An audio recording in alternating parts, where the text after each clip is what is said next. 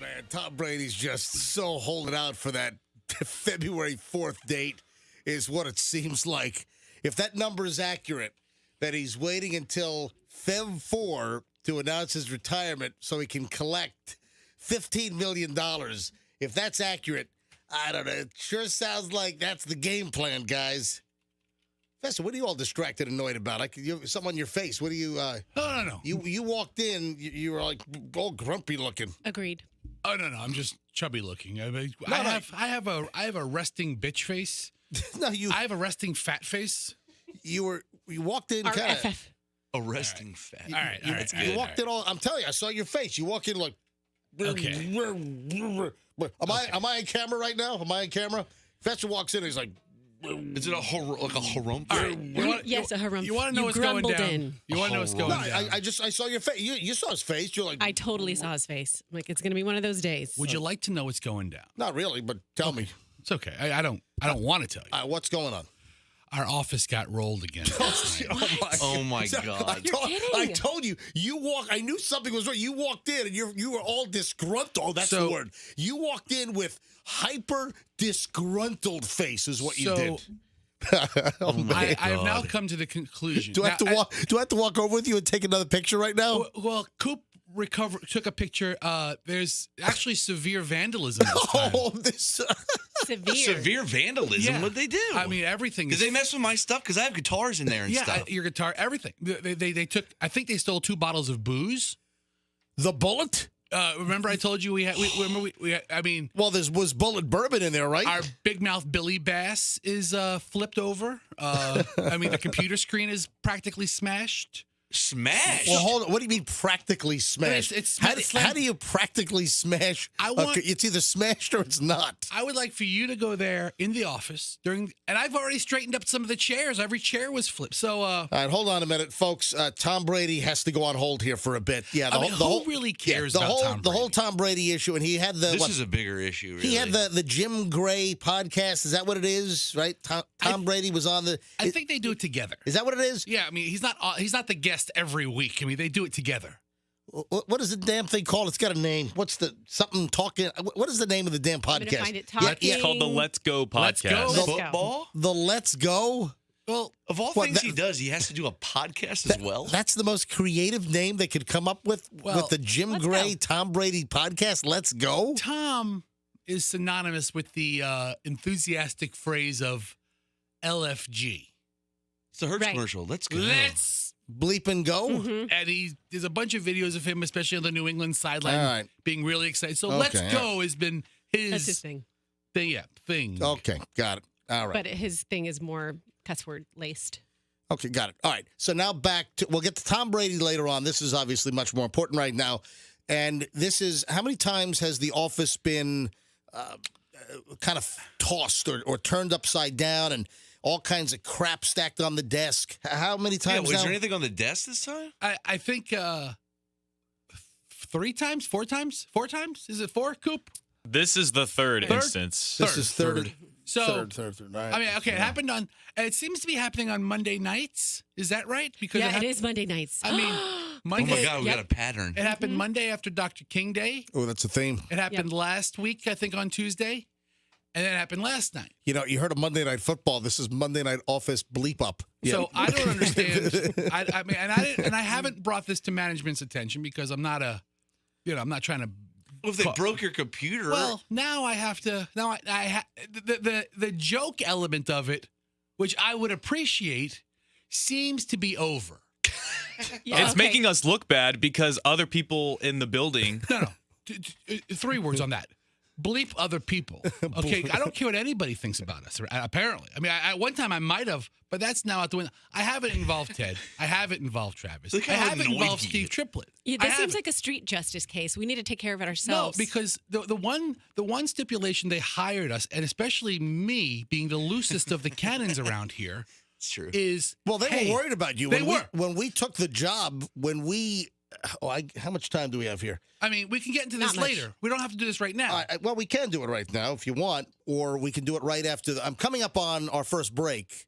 So what we ought to do is pick this up in just a minute because I think I need to tell the early crowd what the big concern was around here, and you were one of the big concerns. The biggest, maybe. And actually, the first couple of weeks you were here, you almost picked a fight down the hall, and I had to put that damn fire out. MJ, you should make an Instagram video of the office. That might get a couple views. It's not even. It's not nearly as bad as it was because. You fixed it up? No, Coop feels bad for our coworkers who don't have access to the industrial garbage can that's tossed. He has a photo. All right. Should I go do an Instagram Live? So when we take our first break here, I'll do a quick Instagram Live during the commercial break, and then we're back in a few minutes, and we'll get back into what happened in the office, and then I'll tell you what Fester did here when we first started back here in Tampa on Q105 and Beasley. Had to put out a big giant fire, and they were concerned about Fester and him doing crap in the halls. What are you laughing at? Well, you know the story. Yeah, it's a good one. All right, hold on, folks. You don't want to miss this. And then we've got early Morons in the news coming up. We're back in minutes. Yeah, you don't want to miss this. Next, this is an early crowd surprise. Next, MJ Morning Show.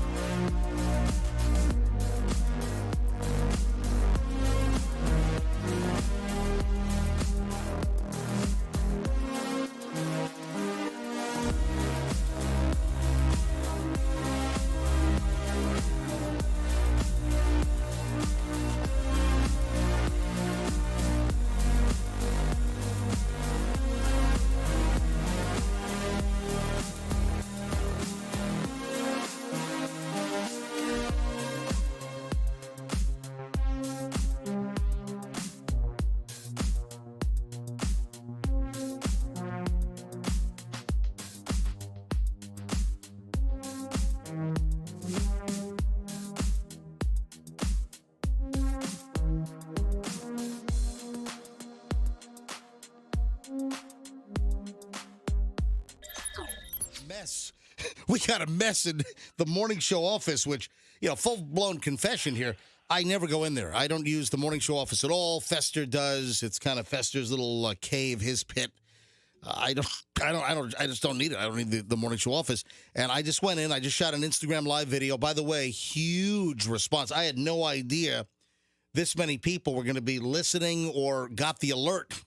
Because what happens, I guess, when I go live, who follows me? When I go live, I always see you pop up. Little things. But you know what? I'm one of those weird people. When I see someone go live, I don't like to watch them because Yeah, I don't me want them either. to know I'm watching them. But I see you follow me sometimes when I'm live. Oh, am I the only one? Sometimes I do, but it's usually as an accident, and then I try to get out really quick. Because you don't want to be the only one watching. That's going to be awkward. I'm watching MJ. I better go into another room. I don't want Doug to see me watching MJ. MJ live. Yeah. All right. Under the covers. All Yeah. right, so here's the deal. Someone has been screwing with the morning show office. And this is now the third time. Is it 3 consecutive weeks, or has it been... I thought it was a week in between, right? I don't even want to give these details out because I'm only enabling the person who's attacking us. By the way, I just posted the video. So I shot an Instagram live video, but I just shared the video. So it's in my normal feed on my Instagram at Certified Todd Schnitt. So that's my real name I think most people know that. But MJ, my real name, my radio name has been MJ since 1986. So, but my real name, Todd Schnitt. So follow me on Instagram at Certified Todd Schnitt. That's Certified TODDSCH, N as in November, ITT. Just posted the video. And Fester, you are pacing. Well, You have It's that so weird. It Everything's is. flipped Well, upside down. It is. And I mentioned this on the video. Fester, when you get angry and you're like out of sorts, you pace. It's very obvious. Well, you pace. You walk around in circles and you got this nervous thing going on. And a grumbly thing. I have to pace to quell anger, or, eruptions, But violence. This time around, everything in the office was turned upside down. It's like some kind of a Conjuring movie or something. That's what I'm thinking. Yeah. That's weird. They're trying to summon something. I assume I assume the person who's doing this is laughing and thinks we're friends. However, I don't see how I can be a friend with this person. I haven't gotten to a place where of forgiveness. I don't even know who it is. Fester's going to murder you. I mean, Are you going to go to management? Probably you should this so time. today I have to interrupt the busy managers from ordering lunch or whatever the hell they do around here. See, now I'm taking it out of the managers. They're all nice guys. I looked at your computer and it was fine. It was just like Was it? flipped over. The computer monitor was flipped down on its face on the desk.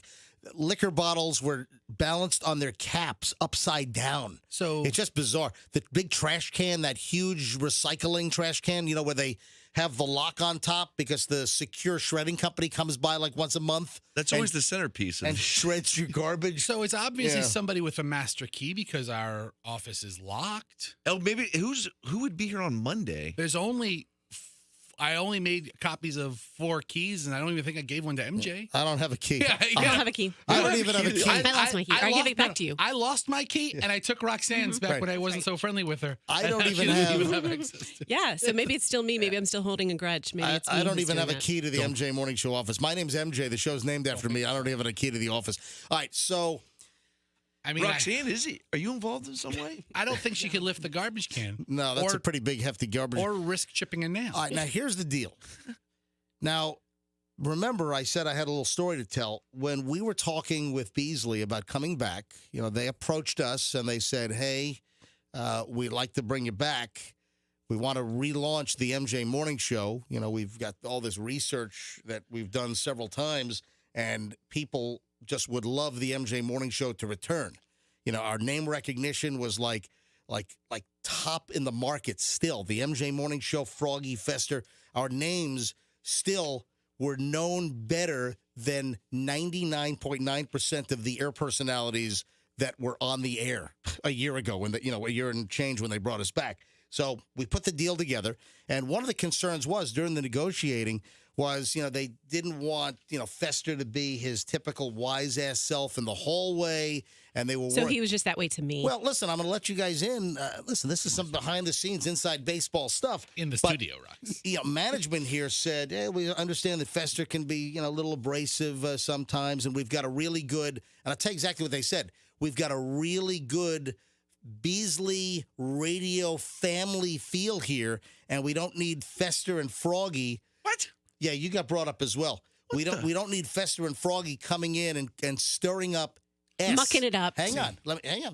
We don't need them stirring up schnit.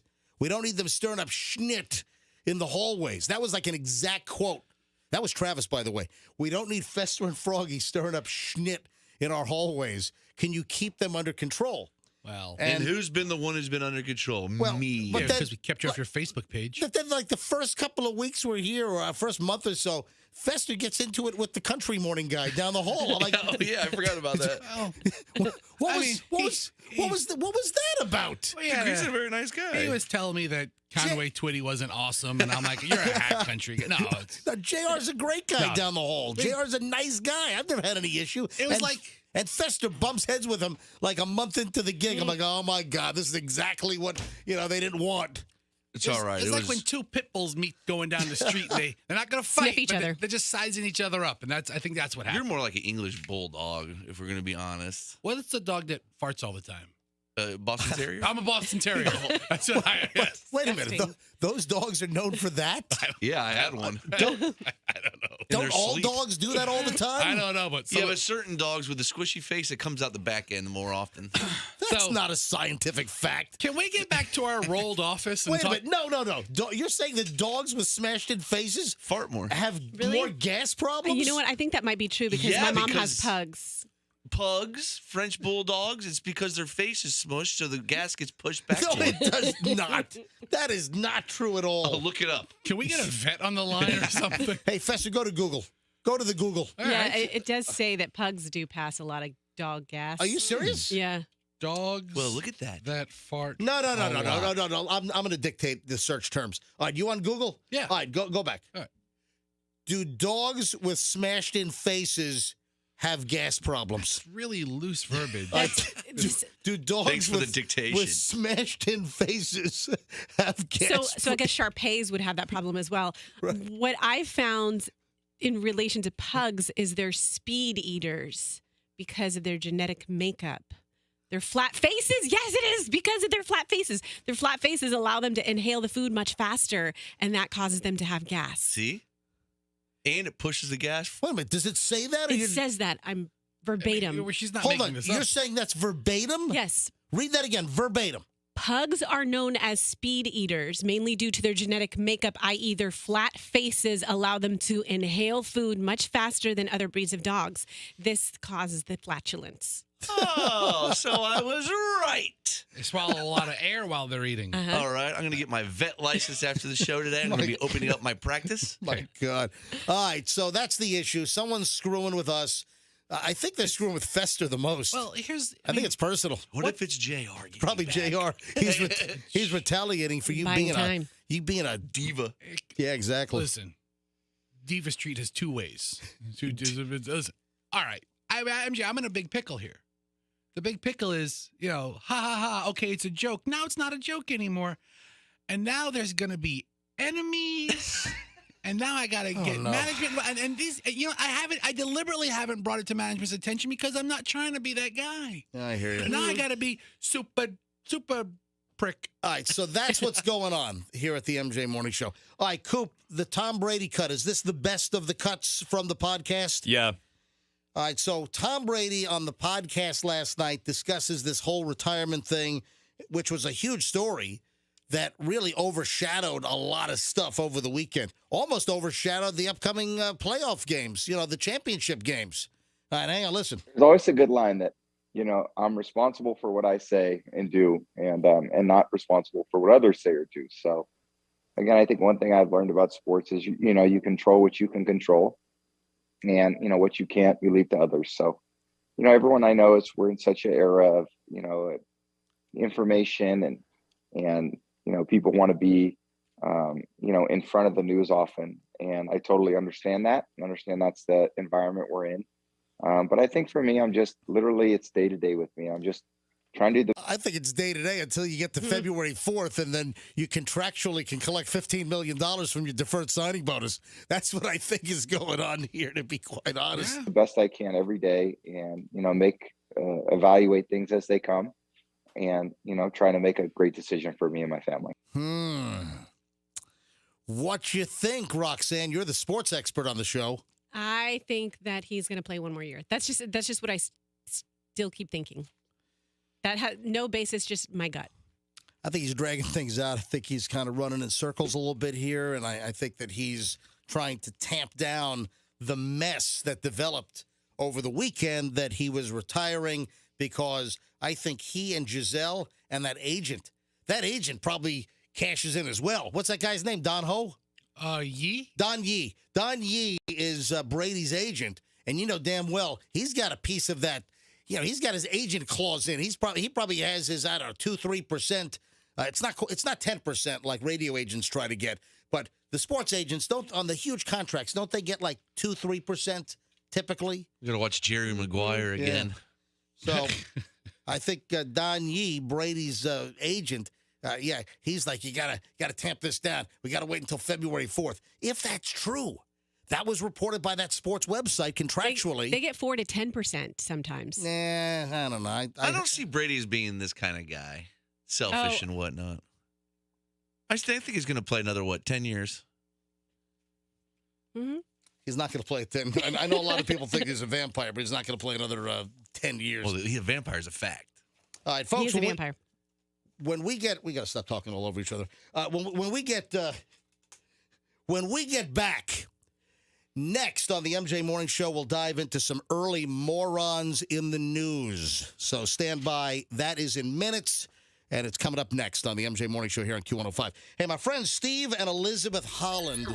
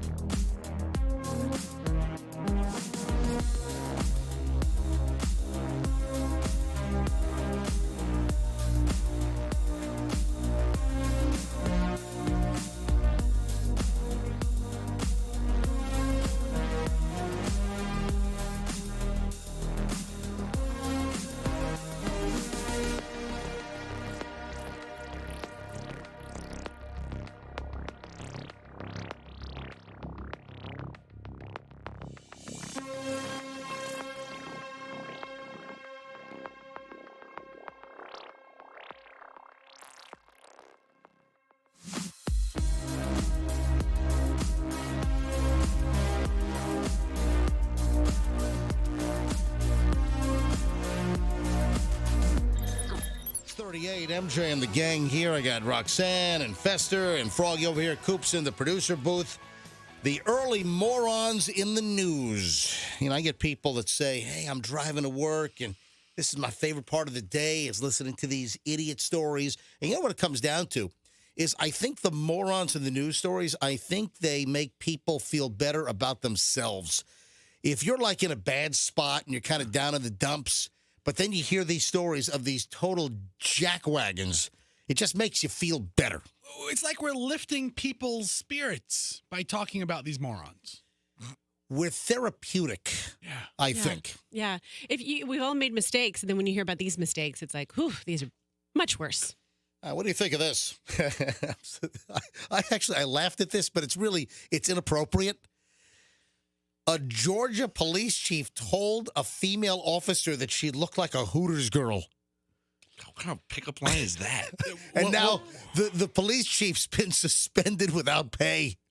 Like maybe he meant like, I think I recognize you. Are you a Hooters girl? Maybe like that? Or you look like a Hooters girl. I think it was more like the second one you just did, Froggy. The Great Orange. Here's the story. This police chief in Georgia, the devil went down to Georgia.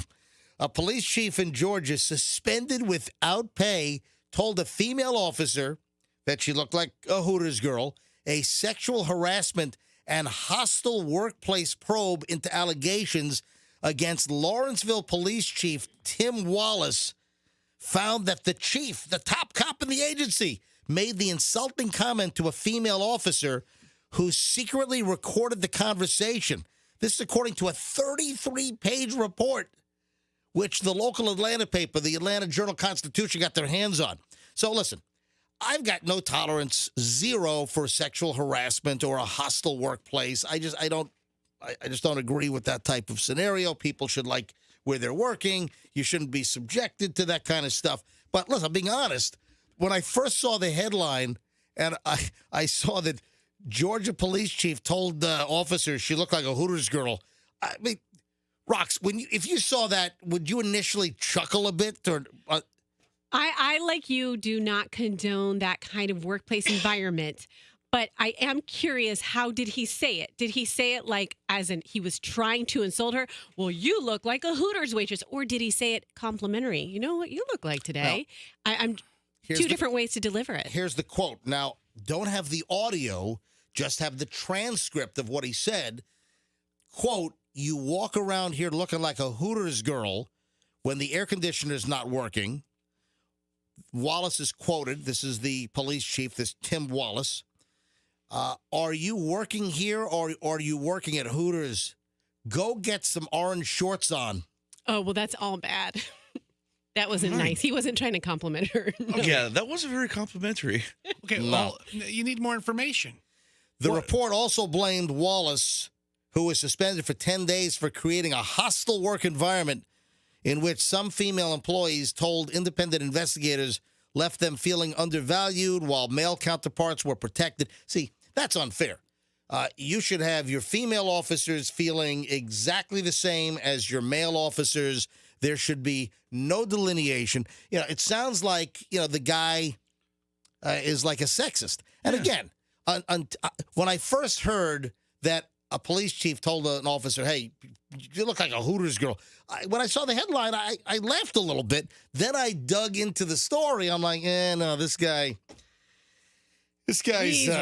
he's doing things that are probably are hostile for the work environment. See, myself, on the other hand, I actually look for places where I can be sexually harassed at work, and I haven't found any. Well, city officials were notified of the complaints in October, according to a statement released to media. In addition to Wallace's suspension, his assistant chief, Major Myron Walker, was also ordered to undergo counseling. I was disturbed by the findings of the investigation, issued penalties to the appropriate employees. That's according to the city manager there. But, I would like to see pictures of the woman, the officer. Well, what she was wearing around the police station. Now, the story says that you walk around here looking like a Hooters girl when the air conditioner is not working. So what does that mean? Is she is she out of her uniform and she's just wearing like a tank top, a low-cut tank top, and she's wearing like really tight shorts? I mean, what is she doing? And the AC is not working. Is she serving delicious chicken wings and curly fries? I don't know. And charging extra for dressing, which is their thing, by the way. Hey, hon, you ready to order? Really? Oh, yeah. What is it? I think they charge extra for like extra dressing. It's like, like they say, oh, you want blue cheese or ranch with that? And you're like, yeah, it'd be great. And like extra $2 on your bill. You're like, oh. Are you serious? Yeah. No, really? I think so. Hold on, the dipping stuff doesn't come with the wings? I'm not saying it 1,000%. Or it's extra. I mean, it's extra. No.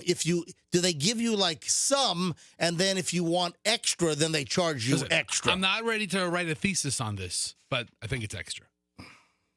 But I still You love would it. know about extra blue cheese if anybody else would. Listen, blue cheese is a food group as far as I'm concerned. Well, it is. It's dairy. I still want all information. I want to see how she was dressed in the police station. Is that fair, Rox, or no? It's perverted. What's perverted? Listen, Wait a minute. Wow. It's perverted for me to want to see how she was dressed? He described it. You want to make a judgment call. Okay, I No, get it. I want all the facts. You want to see what she looked like to see if those comments were even remote. They weren't warranted, but if they triggered something. It is unreasonable, and if he is creating a hostile workplace and there's any kind of sexual harassment or anything that makes the female officer uncomfortable, well, that should be addressed. But also, speaking of dress, I would like to see what she allegedly was wearing or what she was actually wearing for the police chief to say this. I'd like to just know all the facts. See, chief could have just said, hey, you're dressed inappropriately for the workplace. Right. And that would have been a statement on behalf of the police department, I guess. Objective, right, an objective statement. But here, dude, you okay over there? Well, no, because what is it? I mean, if he would walk up to her and say, you're dressed inappropriately, change your apparel. That would be professional. That would be addressing the situation as a superior in an appropriate fashion. If you say, officer, I think that you're dressed inappropriately for the work environment. What you're wearing is not professional. Please change your outfit. That would be acceptable. It's that you go into describing her as a Hooters girl, and that would be sort of a sexualized description. And would you, as the police chief, rely on your HR person to go talk to her about that? Or would that be, that makes it uncomfortable for the guy to talk to the woman about that? Well, that's why I said, you look like a Hooters waitress. All right, let's come locally here. Let's go to Largo. We got to start a new feature. Hey, Coop, do you have my wheel spin in there? Do you have my wheels? Go ahead and bring up my wheel spin sound effect and let me know when you have it. All right? Because I think we ought to start a new feature here on the show. And I think maybe I need to turn us all and put us all into... Well, you mean the real wheel, right? Not the sound effect. We have a real wheel that we bring in, right? Hold on. Let me bring the wheel in the studio. Let me help you. So heavy. Do you have my wheel? Spin it. Yeah, Fester just brought it in. Okay, here it is. All right, so here's what I'm thinking. I spin the wheel. Okay. Guess what time it is, folks? It's time to play Wheel of Largo. Never do that again. What? That was so loud. All right, let's do it all. We need to do it all together. You're all in. Are you all in the reverb? Froggy, let me hear you. Oh, hello. Am I in reverb? Yes. All right, Fester, you in the reverb? I don't know. Am I in the... Yes, I am. All right, Roxanne? I'm not in the reverb. Yes, I am. No, you are in the reverb. Okay, let's try it again. All right, Coop, get ready to spin the wheel as soon as we finish. You ready? It's time to play Wheel of Largo.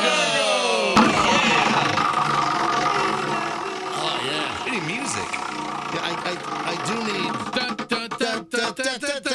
I need the music. Now, Largo, folks, Largo has produced so many great stories lately. Per capita, it's really the leader of the state. It used to be like Pinellas Park, but now Largo is just cranking out these moron stories that are getting national attention. What do you do if you're in Largo? What do you do if there's a tree trimmer working next door and he's just making too much noise? What do you do? Ooh. Oh, you shoot him?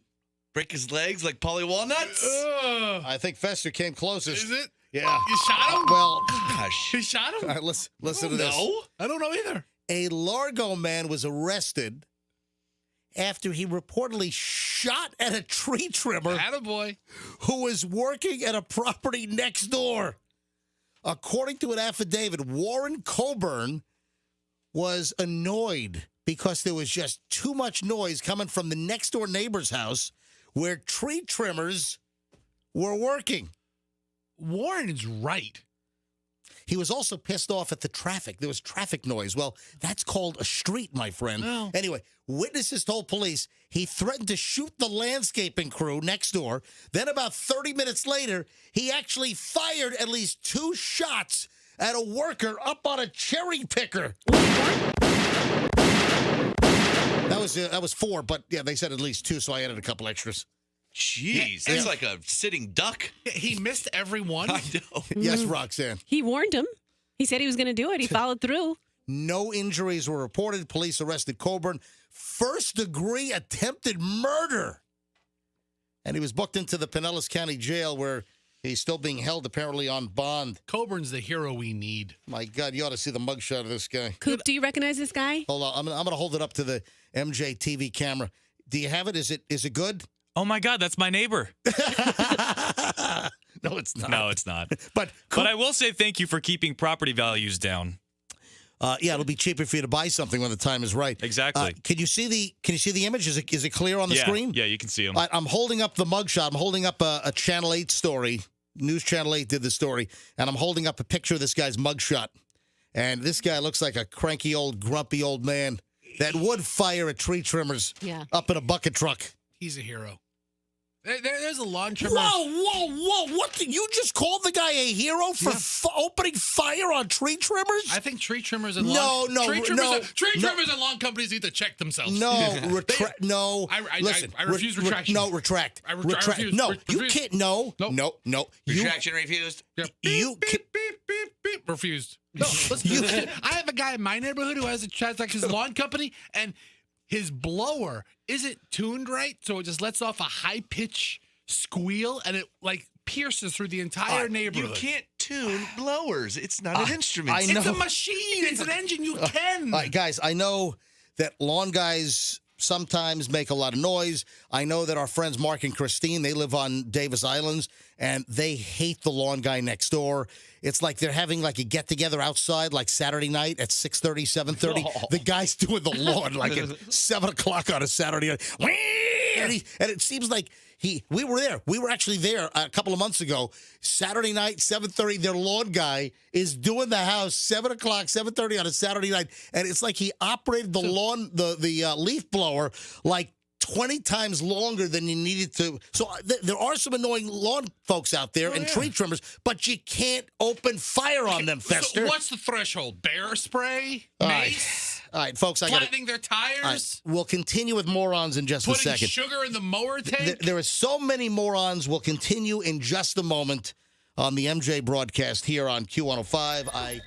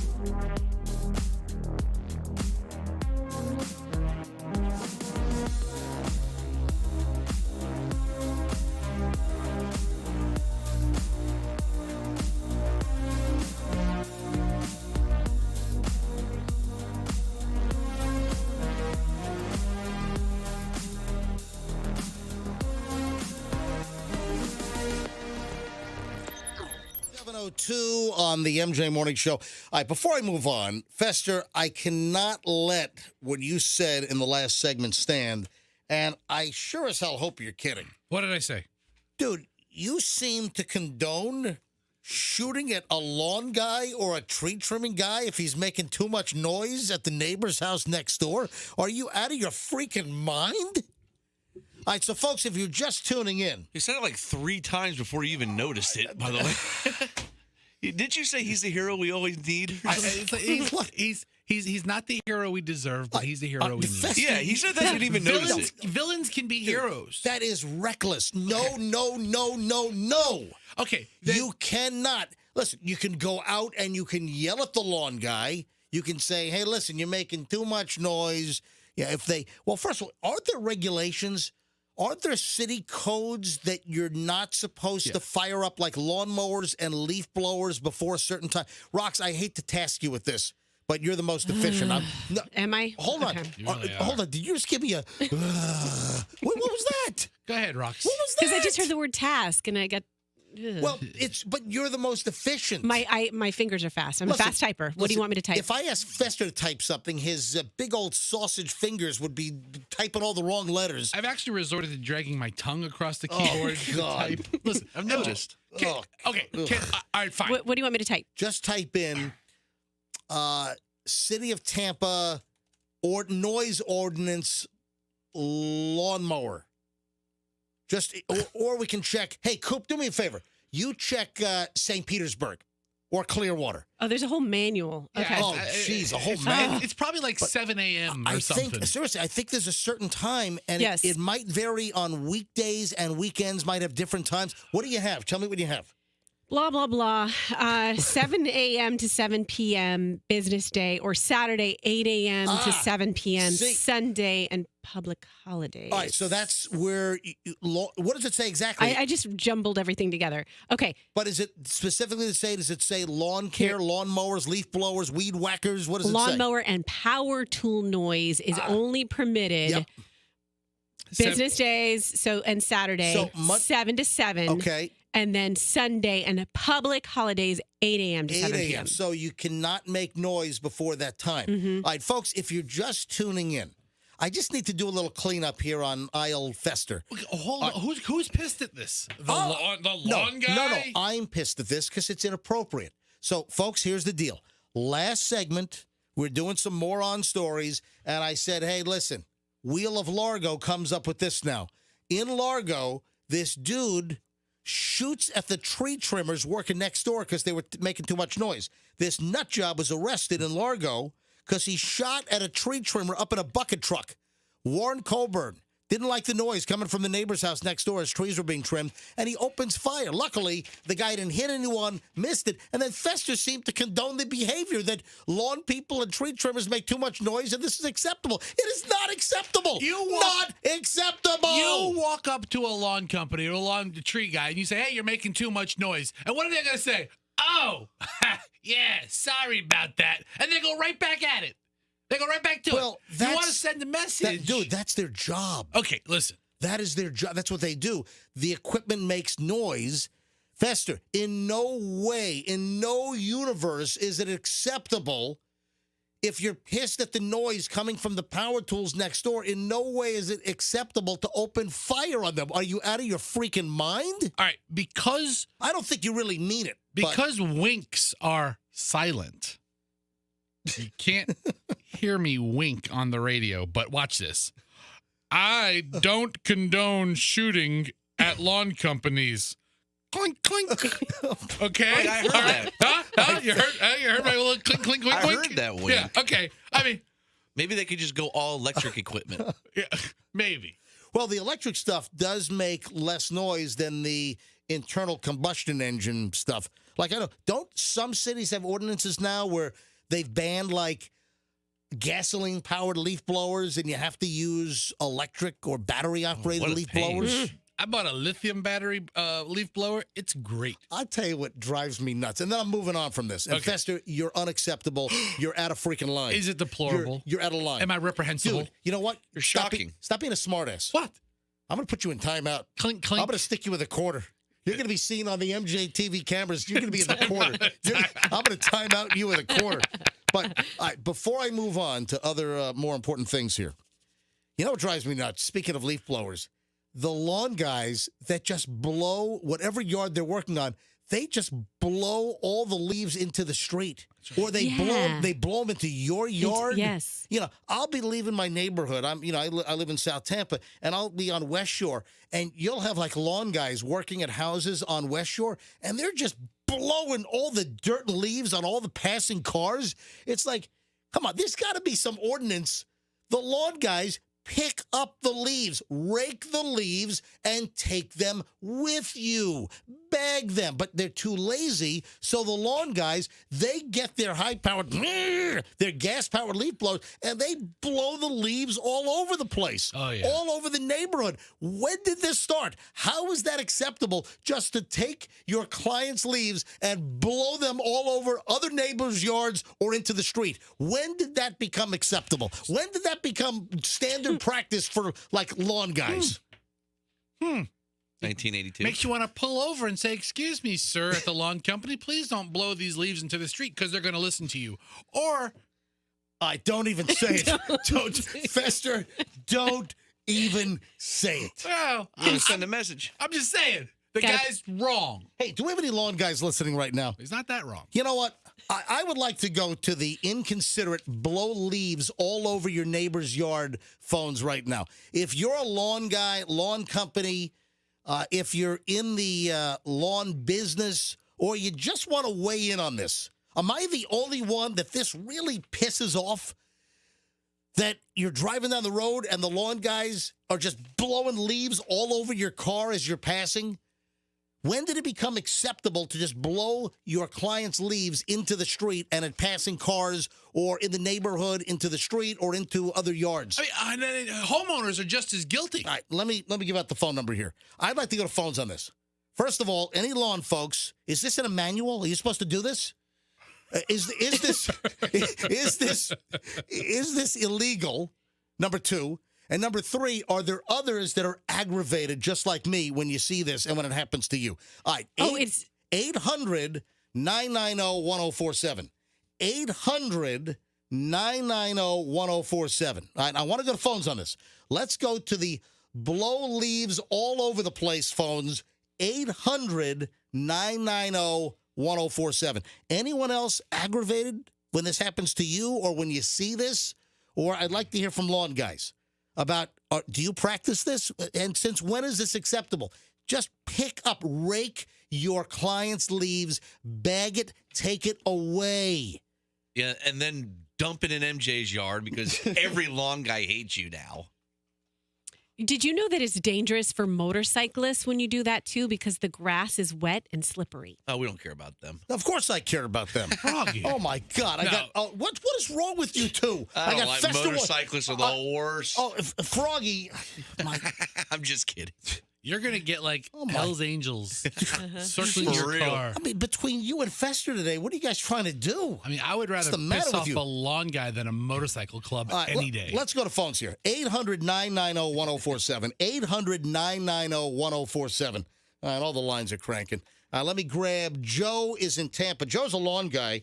Hey, Joe, welcome to the MJ Morning Show. Hi.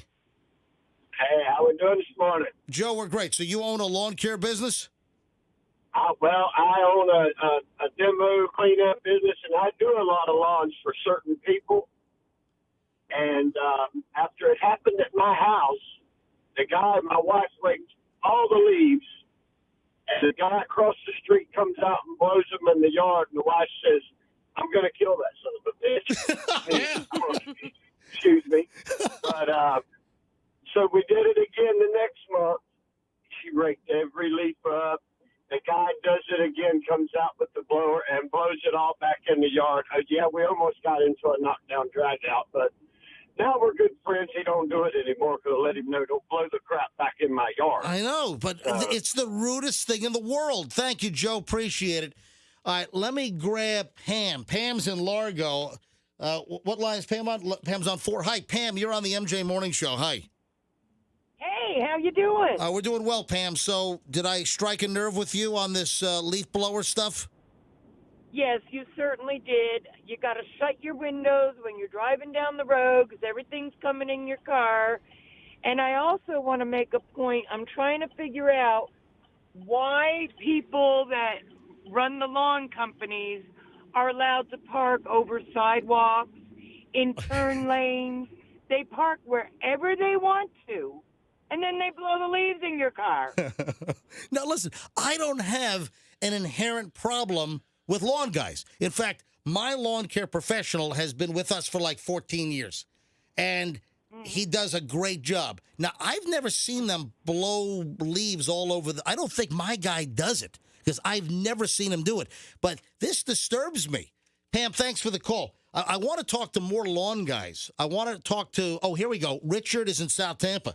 What is Richard on? Richard's on 3? Richard, you're on the MJ Morning Show on Q105. Hi, Richard. Welcome. How you doing, MJ? We're doing well. All right, so what is the law? Are you allowed to, as a lawn guy, blow your clients' leaves all over the neighborhood? No. You're supposed to blow them back into their yard. What you were saying earlier about how they should just rake them up and bag them, that just takes time. And most people in South Tampa, they really don't value the lawn guy, and they want to pay as cheap as possible. So why would I go above and beyond when they don't pay for that type of service? So you're not allowed to blow it back into other people's yards. Well, what about the street? I see the lawn guys blowing the clients' leaves all over the street, which ends up in other yards. What's the ruling on blowing the leaves into the street? There's really not a ruling on it, but good business practice says blow it back into your clients' yards. We're maintenance guys. We maintain. So I like to maintain people's yards to where I put it back in their yard. You know, I'm not trying to create messes for other people. And you're supposed to go around, good crew leaders are going to go around and blow off the cars, blow off the sidewalks. And by the way, Richard, I live in South Tampa, and I value my lawn guy very much. My lawn guy's Robbie, and Robbie does a great job. That's good to hear. All right, so listen, if you were my lawn guy, I'd respect you, and I wouldn't blow you off, and I would treat you well. And he'd blow off your driveway. Yeah. All right, thank you, buddy. You want to grab 5? Sure. All right, Matt is in Clearwater. Apparently, Matt knows the law. Matt in Clearwater, welcome to the MJ Morning Show. You're a lawn guy? Yep. All right, tell me what you got. Yeah, that's the law. About 10, 12 years ago, they came up with the law. You cannot blow debris into the street. All right, and is that Clearwater only, or what cities? No, everywhere. Yeah, Pinellas County, Tampa, everywhere. Oh, really? Okay. Yeah, there's a law. You have to have it's called the dum-dum class, but you have to have a sticker on your car and an ID card. Hold on. As a lawn guy, you got to take something called the dum-dum class? Yeah, that's it. Wait a minute. Oh, my God. Are those your words, or that's the actual in the syllabus? All right, everybody, welcome to the Dum Dum class. Today we're going to talk about weed whackers. Wait a minute. So you've got to go to like a city course? Yep, Pinellas County, yep. Oh, in Pinellas County, right. and all the lawn guys call it the Dum-Dum class? Yep, because they go in there and they teach you how to blow leaves correctly. It's ridiculous. Well, you know I'm here for the Dum-Dum class. Yeah. And you have to pay for it, too. You got to pay. So, who teaches the Dum-Dum class? It's the extension service. Oh, Look it up. It's everywhere. All right. So when I see the lawn guys blowing the leaves all over the street to get them out of their client's yard, that is illegal. Yep. Yeah. If they get pulled over with a county guy and they see a sticker on their car, they'll get a $5,000 fine. Whoa! $5,000? Yep. You learned that in the Dum-Dum class. Wow. All right. Hey, thanks. See, that's good information, Matt. Thank you, buddy. I appreciate you listening, and thanks for calling in. Yep. All right. Oh, hang on. Susan's in Tampa. Hello, Susan. You're on the MJ Morning Show. Hi. Good morning. Morning, Susan. What up? Hey, I pay my lawn guy $15 extra when he has to rake and bag my leaves. Instead of blowing them all over the street, right? Exactly. And I'm on a cul-de-sac, and I'm in the very middle, and every leaf on my block collects in my yard. Gotcha. Susan, thanks for the call. One more on this. The phones have exploded. I've hit a nerve here. Liam is in Clearwater. Hello, Liam. You're on the MJ Morning Show, Q105. Welcome. Hey, Todd and the gang. I just got a fun story pretty quick. A couple years ago, I live in a duplex, and my neighbor, hired a company to come out. So this guy's just blowing leaves and crap all over my side of the duplex. So I got pretty annoyed eventually because, number one, it's early on Sunday mornings. So, I did my own yard work, prior. So I just started grabbing my own leaf blower. And I'm watching this guy in the yard blow all the stuff over to my yard. So I just go out there with my own and I'm just watching them. It's like the Wild West. I'm just like a fight between leaf blowers, right. And I'm just blowing it right back into their side of the yard. And this guy's just like, it's just it's like a movie. It's the battle of the blowers. It's like Air wars. Yeah, it's a standoff. You guys are like at the OK Corral with your blowers. Yeah, I want to see you get into a weed whacker fight with that fishing twine spinning around at 5,000 RPM. Tell you what, man. Like, you fucking movie. It's the battle. All right. He's listening to himself. Thanks, Liam. Thanks, Liam. All right. So, hey, listen. I struck a nerve there, guys. I'm telling you. But what did we learn? Apparently, it is illegal, and you could be fined big time if you took the dum-dum class, which I guess you're required to do if you're a licensed lawn guy, and if you blow all the debris into the street, that caller said it could be a $5,000 fine. And I see it all day long. Yeah. I got to look for the dum-dum sticker. Did he say that? No, it's a certification sticker. It's the dum-dum class. The dum-dum, but I guess that if you take the dum-dum class, you get the dum-dum sticker from the dum-dum class. You get the license to and guess the what? Lollipop. Yeah, and I was just going to say, and after you finish, on the way out of the class, you get to reach into the bucket and grab a dum-dum. Oh, thanks. One of those little lollipops, Which, by the way, I had some dum-dums recently. Did you go to the bank? They give them out there.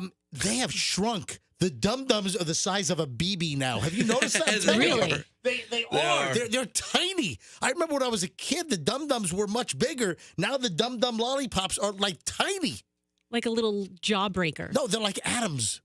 They're as small as a molecule now. Cellular level. The stick is actually bigger than a lollipop. They are. All right, folks, the long chunk of MJ, the very long chunk of MJ is coming up next, including, ladies and gentlemen, it's Tuesday, and Froggy's 8-bit hit is back, where we play the computer versions of songs, but it's that cheap 8-bit Atari old 1980s computer music, and you got to figure out what song is being played. And Froggy, today's theme is?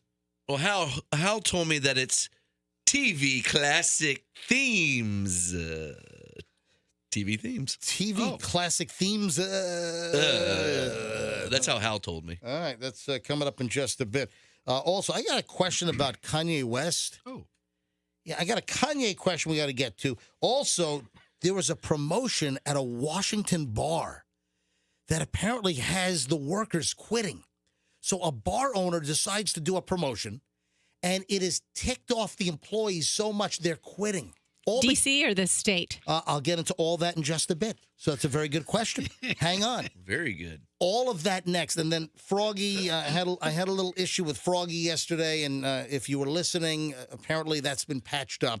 But I will we'll talk about what happened as well. So we got a long-loaded chunk of MJ next here on the MJ Morning Show on Q105.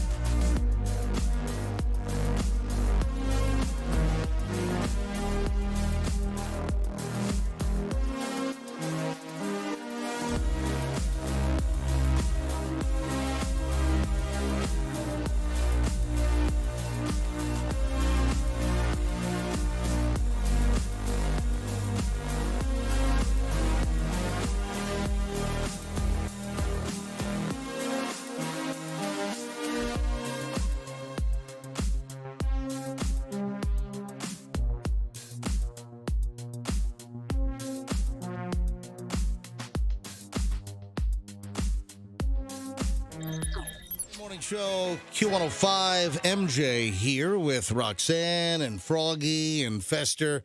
What do you guys have a little, little body language going on? What do you... I just have a... I'm just waiting for Hal to get here. I just have an observation with Froggy. What was your observation with Froggy? Because I just noticed an awkward little body language that you guys just exchanged. What was that all about? He doesn't even know what it's about. I just gave him like a tisk look. Why? Because he dresses up like Hal Herman for the 8-bit hit, right? I'm not dressed up. Hal comes. Okay. Hal Herman walks into the studio, which is a completely different character than Froggy. Yeah, Froggy's not Hal Herman. Hal Herman is a whole separate guy. Yeah. Okay. Hey, is he out in the hall? Yeah, he is. Can you go yell for him and have him come in real quick, Froggy? Yeah, hang on a second. Yeah. Hey, Hal. Yeah, what's up, Froggy? They went to the studio. Okay, be right there.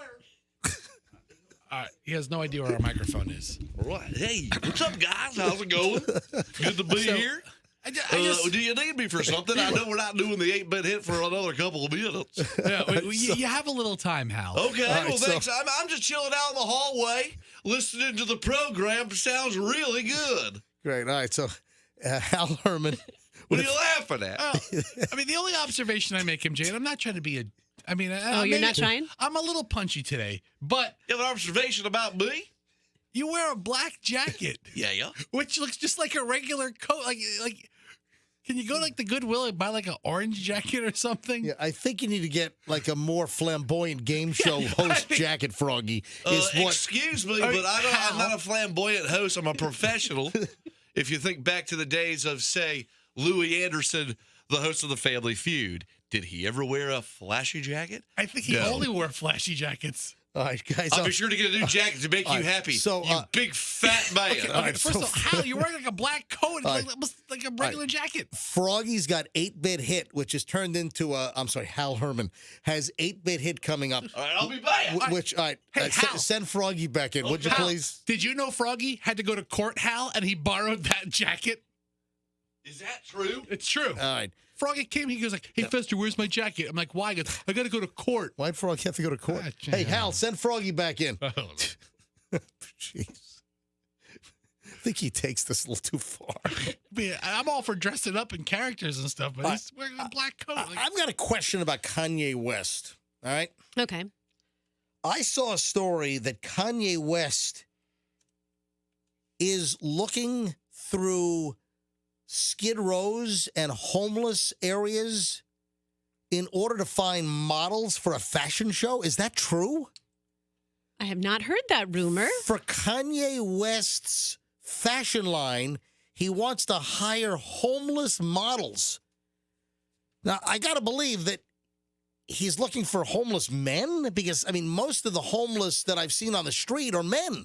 I've seen homeless women, but still... In an effort to address the homeless crisis in Los Angeles, Kanye West is searching Skid Row for homeless to model his latest line of clothing in an upcoming fashion show. Well, this is probably inappropriate, but they're definitely maybe thin. I saw pictures of them. He's already... I saw pictures of him. Hold on. What did you just say, Roxanne? Hold on. What'd you say? I missed that. What'd you say? Wait a minute. What'd you say? I prefaced it with it's inappropriate, Fester. Here, I'll replay what Roxanne said. No, I want Roxanne. I want Roxanne to say. What did you just say? I said that they're probably thin models. They're thin. She just said they're probably really thin. But a lot of the models, anyway, that's caused a huge controversy. A lot of the female models are... waffle thin. They're too thin. They look like they're anorexic. Yeah. And that was the whole thing in the modeling community was the whole body image deal that the models are way too thin. They're unrealistic. And then a lot of the models came out and they starve themselves. They eat 3 lettuce leaves a day, Amphetamines. No, seriously. Sometimes, yeah. Okay. So he's going to find a bunch of homeless people for his... fashion show. Are we really supposed to call him Ye now? Y-E, Ye? Kanye? And I'm not supposed to call him Kanye anymore? I got to call him Ye? I was reading a story that he might have a contract with that girl, Julia Fox, and they're not even really dating. Ooh. It's all manufactured. Oh, to make back at Kim. To make Kim Kardashian all jealous? Sounds like it. I mean, it could be. Kanye is reportedly, according to TMZ, producing a new collaborative clothing line with streetwear brand Skid Row Fashion Week, and they donate a portion of their sales to helping those that are living in the downtown L.A. neighborhood, I guess the Skid Row area, and they employ homeless people. They try to hire some homeless people. All right. Wait a minute. I know where he got this idea. Zoolander did this. Yeah. Derelict. Really? Have you seen Zoolander? Wait a The minute. whole thing was, it just hit me. They had a whole homeless line on Zoolander. Well, They did. Hold on. Ben Stiller did this? Really? Yeah, if you look up Zoolander, maybe on YouTube, they have a fashion show, and it's all homeless people, and it's called Derelict. Derelict, yeah. Pull it up, Fester. Are you? Yes. Wait a minute. So Kanye West has ripped off Zoolander? One of Has his best ripped off movies ever. Ben Stiller? All right, so I Derelict. typed in Zoolander and DE. Is his language okay on Zoolander? I don't know. Yeah, it's Oh my PG. God! Look at that. They're in the office with shopping carts. They've got shopping carts with all their junk. So is Kanye West going to have during the? Are they going to go down the runway pushing the shopping cart with all their belongings in it? And making those faces, La Tigra, Oh my God! Magnum. They're going to be sleeping with a can for change? That's anyway. So apparently Kanye West is going to try to pull this off. Yeah, Coop. Well, I have the video. I just listened to it. It's okay to play. The Derelict? The Derelict, yeah. All right, let me hear it. Roll a little bit of it. All Go. right, here we go. All right, hit it. Let me show you. Derelict! And there's It a is homeless guy there. fashion, a way of life inspired by the very homeless, the vagrants, the crack whores that make this wonderful city so unique. So wait a minute. So instead of derelict, it's derelict. Derelict. Oh my God. So Kanye, come on. Kanye West doesn't have an original bone in his face. My God. Ripping off a 20-year-old movie. With Will Ferrell and Ben Stiller. My God. Derelict. You want to know what would tick me off beyond belief, and I feel so badly for folks that this happened to. Do you remember on I-275 just before the 4th Street entrance? So I-275 northbound, before you get to the Howard Franklin Bridge.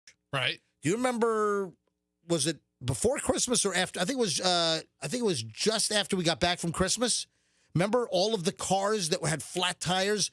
There were dozens and dozens of cars pulled over I remember on the side. I remember that. And because when I go home, I get on at the 4th Street entrance ramp. That was before Christmas. Was it before Christmas? Because I was returning my turkey fryer to Home Depot when I drove by it. All right. So just before Christmas, I'm driving home. I'm leaving the studio a little after 10 o'clock. I'm going down 4th Street because you can still get on 4th Street. You just can't get off 4th Street yet because the bridge is being fixed or rebuilt. If you're heading southbound. So I get on northbound, and there are cars littered all over the side of the road, cars with flashers on. I mean, a couple of dozen cars and trucks off on the side of the road. On the left, which is more dangerous because that's on the little bitty kind of shoulder on the left side, and then they're all pulled over on the right. And it was like for a mile down the Howard Franklin Bridge, cars were pulled over. This was a little after 10 a.m., just before Christmas. I'm like, what is going on here? And then, Fester, I called you and I said, call our DOT people and find out what happened. And then you found out that a truck broke an axle and it shattered metal chunks all over 275. And all of these cars were running over these metal chunks. And as I saw the cars all pulled over on the side of the road, I saw that they had flat tires. I saw cars with completely deflated tires on their rims. It was terrible. And I felt awful for these people stuck in the middle of the Howard Franklin Bridge off on the side. Their car's disabled. The tires are blown out. So then we found out that it was a truck, shattered an axle, spewing like metal shrapnel all over 275. And then you had all these cars with disabled, tires all over the place. So with that in mind, did you see what happened? Hundreds of roofing nails were dumped on the road here in St. Petersburg, causing tons of flat tires. Pasadena Avenue. Yep. Drivers on Pasadena Avenue South around 10 a.m. What is it with 10 a.m.? All ticked off beyond belief. And apparently somebody dumped a box of roofing nails all over the freaking road. That is awful. Okay, so I've always worried about boxes of nails falling off of trucks. I've always thought about, like, you see construction trucks that are loaded up, or these roofing trucks that have like the rolls of tar paper and whatever the hell they use, whatever that black paper is they use on shingle roof. Yeah, it's tar paper or whatever, yeah. And then the boxes of shingles. Yeah. And then you see boxes of nails. I've seen this before, and I've always, what if that moron hits a bump and that box of nails falls out and there's 2,000 nails? Well, guess what? I'm looking at a picture. This was from Channel 8's website, from News Channel 8, and I'm looking at a picture of someone's tire, and this is crazy. Those roofing nails with the big heads, they look like washers. The big round heads that are like the size of a quarter. And this guy has like dozens of nails. Look at this picture, all jammed in his tire. Look at Froggy, look at this. I saw it. That's bad. My God. There's a lady who said she counted 72 nails in her left front tire. Oh, 72. Just give it a plug. Couple of plugs. My God. I mean, the tires are wrecked. And there was one guy here said some people replaced 2 tires. One of the tires, because listen, you get an expensive car with expensive Michelins or Pirellis, or I mean, these could be $500-600 a tire. That is, I couldn't even imagine that happening. And just there is recklessness, there is carelessness. So you have to try to figure out, was this a vindictive act of vandalism where someone just chucked nails all over the road in order to wreck people's day and cost them money? Or was this just negligence where someone just left nails on the back bumper of a truck, or they were unsecured in a flatbed and they flew out? But that's just a mess, and I feel awful for all the people that are affected by that. That's the worst. All right, this is terrible. This is absolutely awful. Now, you asked when I said a Washington bar had a promotion which was so egregious it caused their employees to quit. And you said what, Roxanne, when I said Washington? I said D.C. or the state of. It is the state of. Yep, it is the state. Very good question. State of. Oh, yes. Oh, wow. I stand by. 8-Bit Hit, folks, is coming up in minutes here on the MJ Morning Show. This is horrific. What the hell are these bar owners thinking? So, bars and clubs, they'll do promotions this night, that night. It's ladies' night. It's what are some of the promotions that you can remember during your time, doing bar promotions? I remember there was the sink or swim night. There's always ladies' night or ladies free up until a certain hour. Yeah, Froggy, what do you remember? Anything? Any bar promotions? Ladies drink free. Wasn't there? That's another promotion, yeah. Ladies are sink or swim. Remember a dwarf night? Dwarf tossing night? Amputee night was a big one. We stop. All right, come on, Fesh, it's insensitive. I do not remember any because I was too drunk to remember the promotions. You were too drunk at clubs? It was ladies' night, just like they're reminding us, yeah. Remember that one time you hid your arm behind your back to get in free on amputee night? Remember that, Rox? Roxanne, is this really a thing that back in your younger days that you were hammered and you don't even remember your nights out? I mean, not every single night. But a lot? Weekends, yeah. Weekends included Thursday and Friday, but yes. Yes, exactly. Did you experience like blackout nights? Who's asking? You? Yes. You experienced? I did. I have blacked out a couple of times. My God. Not recently. Who's asking? Listen to this bar promotion in Washington State, which caused workers to quit. Owners of this Washington bar, they say that Catch the Virus Night was a bad joke after employees quit and bands even canceled their appearances in the club over their horrific COVID-19 stunt. That's a bad look. What are they thinking? Come see the show, maybe catch the virus, or just stay home and whine. Read a January 21st Facebook post by the Vessel Tap House. Tickets $10 or $6 with proof of Omicron positive test. Are they nuts? Oh my God, what the hell are they thinking? And then their tagline was, have you had enough? Listen, I think everyone's had enough of this virus and the pandemic. But holy hell, I mean, what are they thinking? Catch a virus night? Come into our club positive and get a cheaper entry fee? Yeah, What? I don't know if we need that at all. Yeah, no. It seems like they're making light of the entire situation. You think? It seems that way, Froggy. Do they put up posters of it and stuff like bars do? Catch the virus Thursday. They bought local radio. This is crazy. Catch the virus. Anyway, it's a pirate-themed bar in Linwood, Washington. It's outside of Seattle, if I'm not mistaken. They've since canceled the promotion, and 4 employees actually quit, and 3 bands scheduled to play canceled their shows.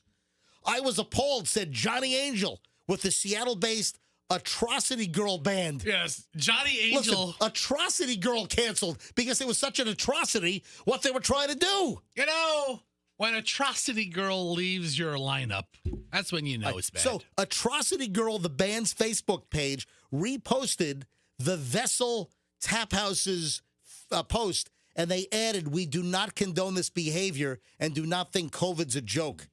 That's unbelievable. Anyway, Atrocity Girl rocks. The manager, Brad Skurlock, told Cairo, which is a TV station, they're KIRO, that the post was in jest and the employees responsible have been fired. Oh, so now they're backtracking.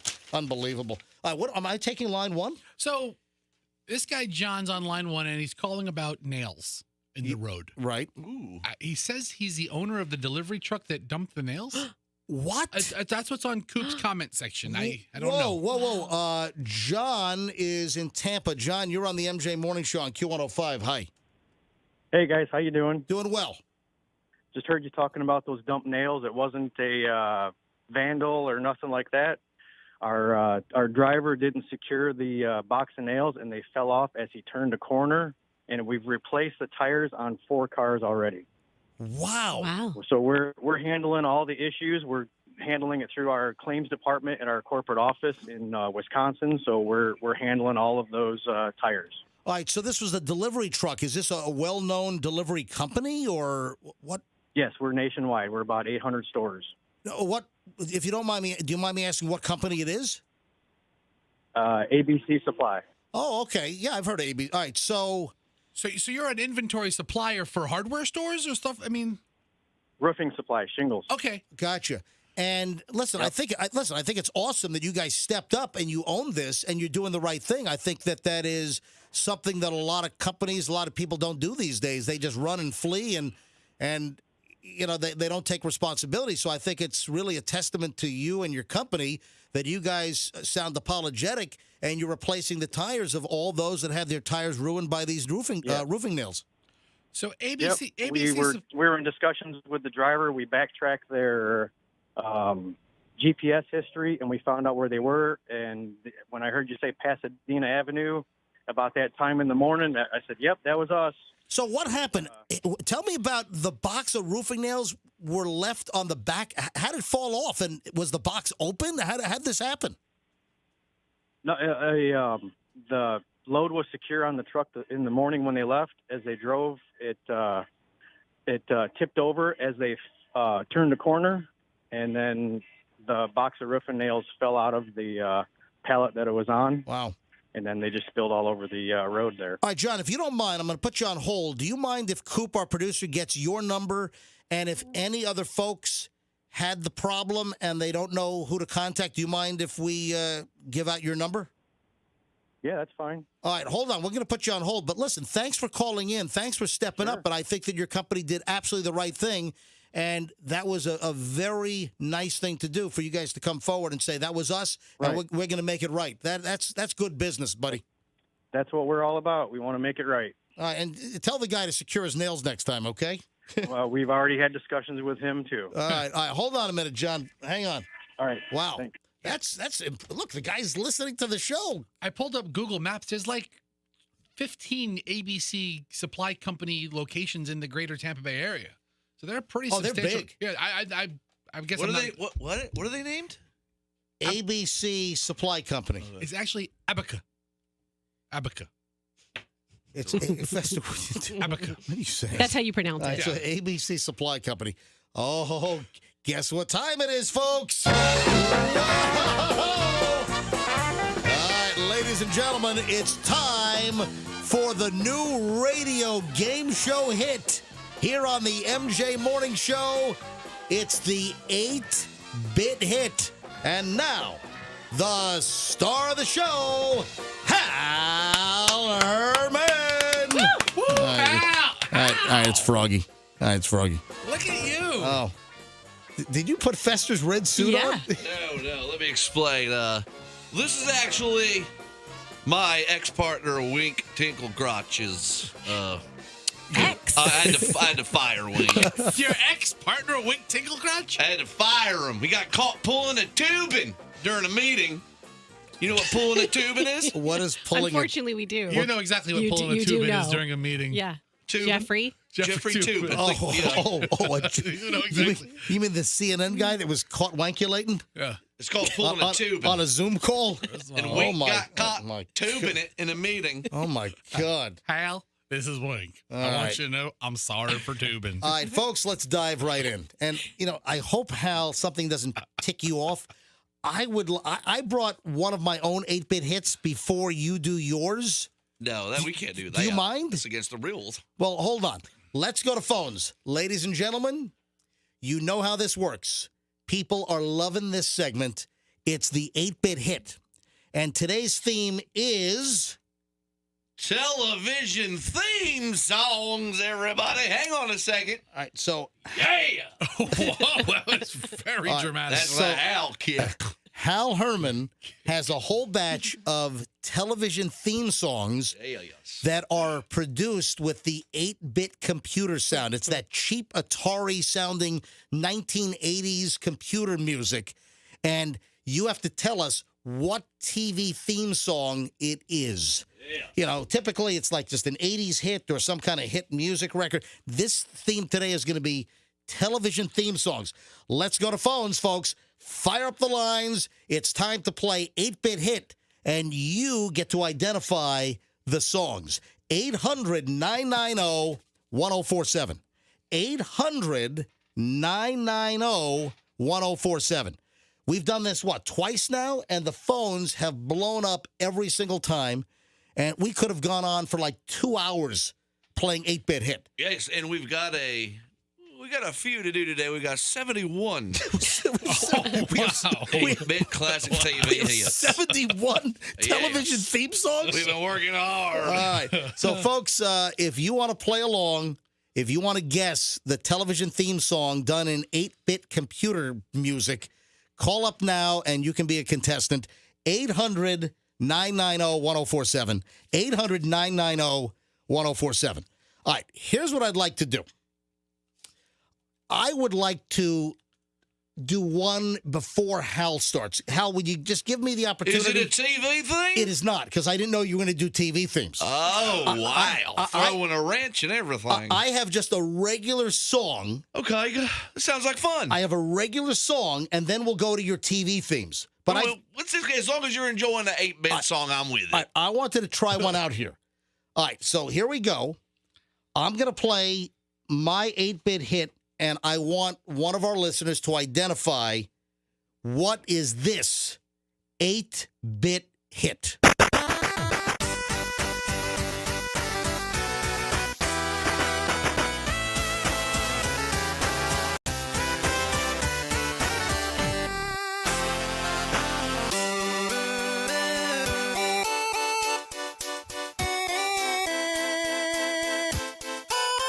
Hal, you've got a very puzzled look on your face. I'm not quite sure I know what this is. All right, so let me grab one of the callers because the lines are loaded. Oh, wait, I think I got it. No, I don't. All right, let me go to phones here. Mark. Mark is in Clearwater. Mark, you're on the MJ Morning Show. Do you know? Let me start it from the beginning. So let me shut it down here, Mark. Mark, welcome to the MJ Morning Show. How you doing this morning? Doing good, man. All right, here we go. Here's the 8-bit hit. Tell me, what is this? All right, listen for a few seconds. All right, keep listening. And just blurt it out if you know what this is. Oh, I know this. Oh.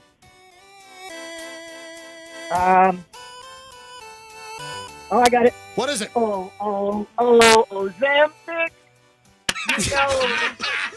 Yeah. Ozempic? Yeah, that's it. That's it.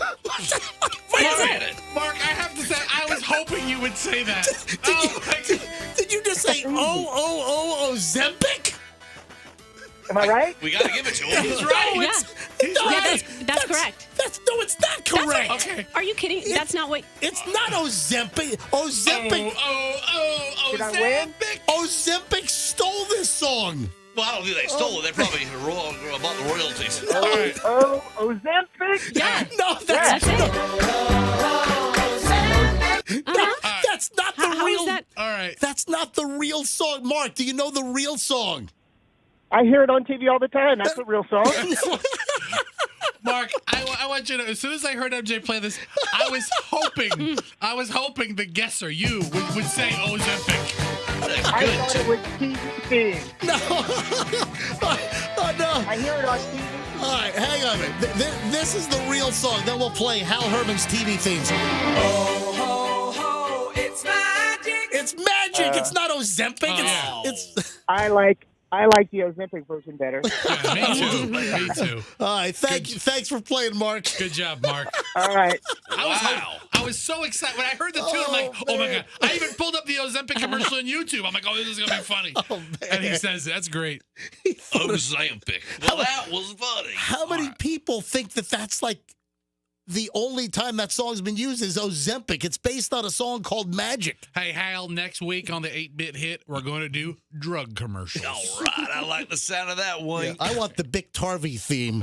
Okay. Can I borrow your Chantix? Chantix I'm trying to music. quit smoking. All right, Hal. We got calls lined up for this week or what? Because I want to do some 8-bit TV Look, themes. the Mark line has already been filled up already. Yeah, that's what I'm talking about. All right, let's go to phones, man. This I think Do is we going to have be. our songs here, our producer, or our songs here? Yeah, everything's ready to go. Okay. All right, let's grab first contestant for Hal Herman. It's Kayla in Clearwater.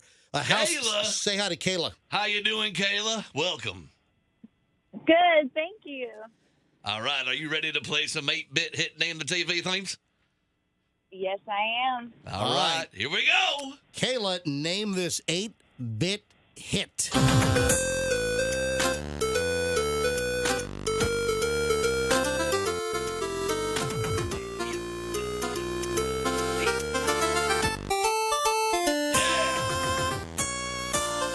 Family Guy. That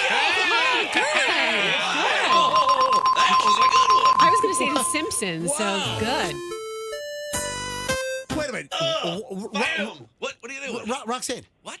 You were going to say The Simpsons? I knew it was cartoon, like a cartoon popped into my head. I didn't know which one. The Simpsons. That's not The Simpsons, Roxanne. That's Family Guy. Roxanne. What are you saying, Hal? I mean, if you want to, The Simpsons, never mind. That might be an option later in the contest. I'll tell you what, Kayla, I'm very impressed. That was fantastic.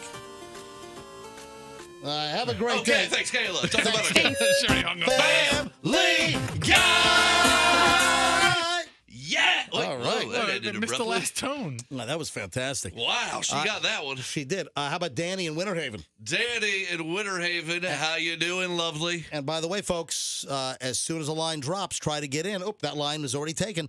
800-990-1047. Danny's in Winter Haven. Danny, welcome to 8-Bit Hit on the MJ Morning Show. Hi. Oh, I called you lovely and you're a man. Okay, I feel awkward. He's a lovely man. I know numerous Danny women. But welcome, Danny. Are you ready to play? Yes. All right, here's your 8-bit TV hit.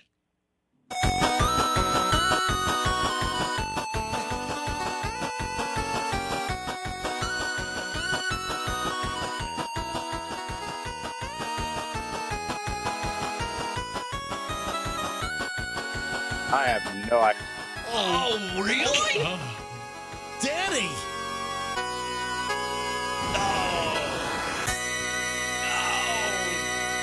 Darn it, Danny, you failed. Danny, How do you not know that? No idea, Danny. Really? No idea. Oh my God! I knew the Family Guy one. You guys could have gave me that one. Sorry, that's not the way the game works, Danny. Family Guy. Wow, I mean, that's probably one of the most popular shows on Earth. That is one of the biggest TV shows of all time. I mean, very dramatic. Wow, Danny, you're horrible at this. Wow. All right, let's ask. I don't know it. Yeah, Danny was really bad. Hold on, Roxanne, you don't know that either. What is that? What? It's not The Simpsons. Is it the X-Files? No, it's not the. All right, let's go to Summer. Let's see if Summer knows that one. Summer, welcome to the MJ Morning Show on Q105. Hi, guys. Totally don't know that one. Oh, no. Jeez. Me neither. You guys stumped us already. All right, hold on a second. I'm going to come back to you. I'm going to. Yeah, keep her on hold for Summer, something I'm going to put you different. back on hold. We're going to get an easier one for you, Summer. That doesn't get any easier than that one. Let me try Cindy in Oldsmar. Cindy, can you name? I don't know that one. What is going on? Oh, my God. Froggy, such a. Where's Froggy? He's not even in the room. All right, Cindy, hold on a minute. I'm going to give them. The texter just told me what it is. I mean, people know what it is. We need a nerdy person to guess. Let me try Hector. Hector will know. Hector's in Wesley Chapel. Hector, name this 8-bit hit.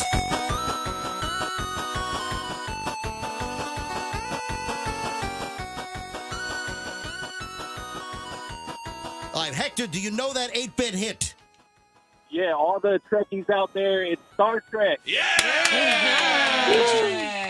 Star Trek for all the Trekkies.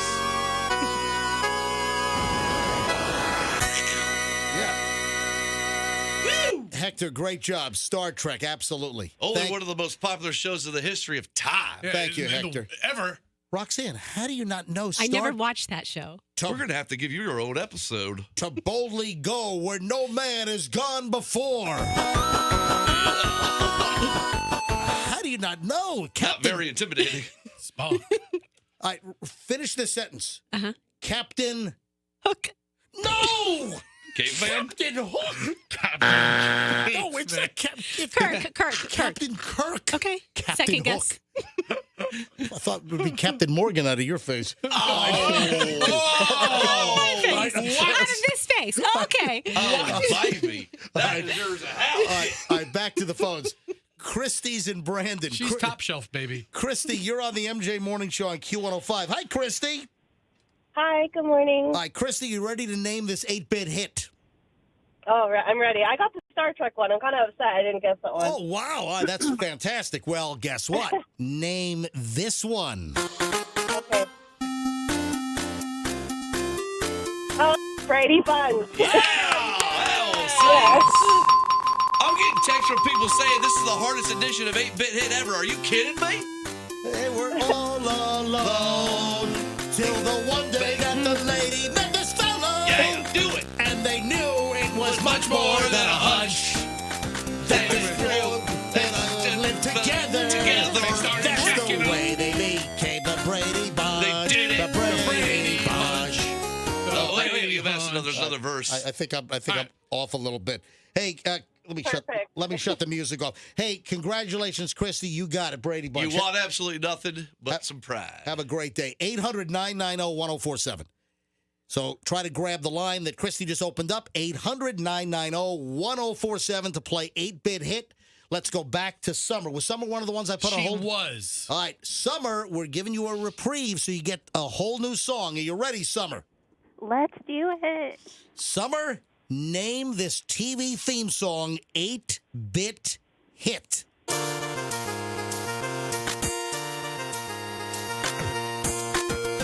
It's Friends. Yes! The joke don't last away. It's like you're always stuck in second gear. When it hasn't been your day, your week, your month, or even your year. I'll be there for you. Look, Summer, sing along. That's a good falsetto, Summer. Hey, you did really good. That was me. All right, Summer. Summer. Congratulations. All right. Thanks for playing, Summer. All right, Cindy on line 6 was our other holdover. All right, so I'm going to Cindy on 6? Yeah, Cindy, we gave second chance Cindy. All right, second chance, Cindy. Are you ready, Cindy? Yes, and I did realize Star Trek when I heard it again, by the way. Very good. Of course. Yeah. Of All right. course. Yeah, he can't be upstaged by Hector. Let's see if you know this one, Smarty Pants.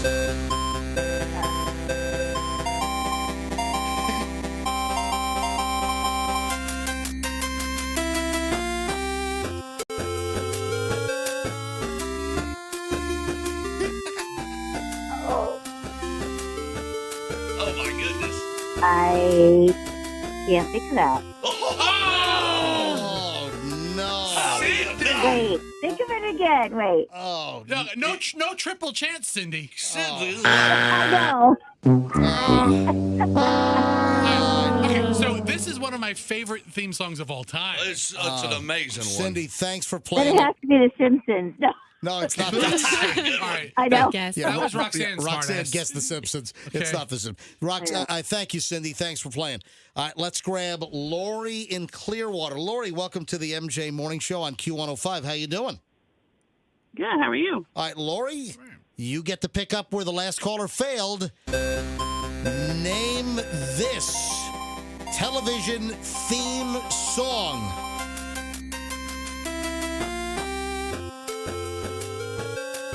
So good. Oh my God, I know this. You don't know it? I do. We're gonna make it on our own. Yes. Yeah. Yep. That, 2 people.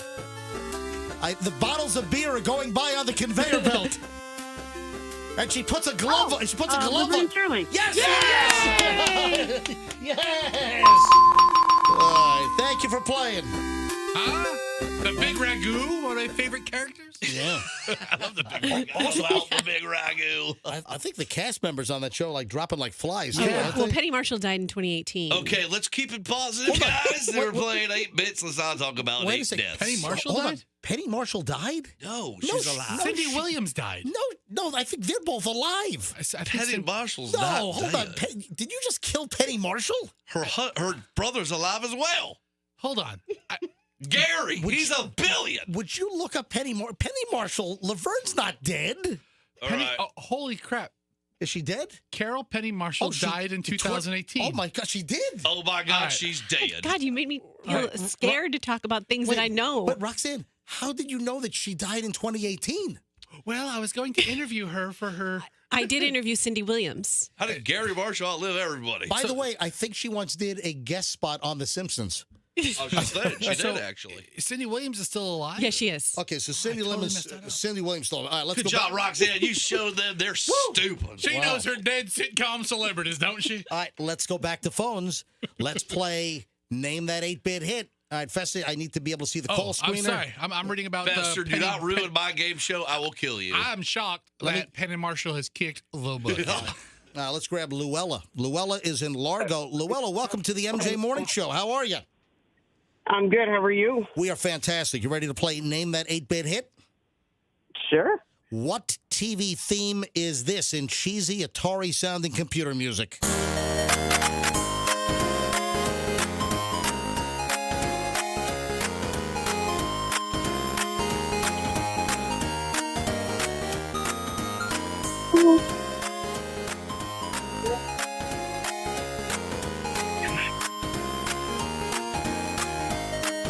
Here we go.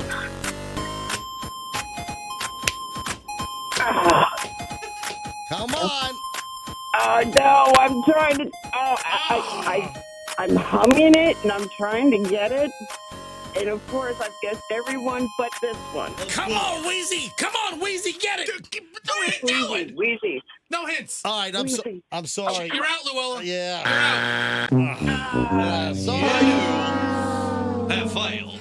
All right, let's go to Man, that was Nelly. a fun one. Nellie's in Tampa. Nellie, hi, welcome to the MJ Morning Show. Thank you. Nellie, you get to pick up with that failure. Nellie, what 8-bit hit TV theme song is this? Something at East Side. Yeah.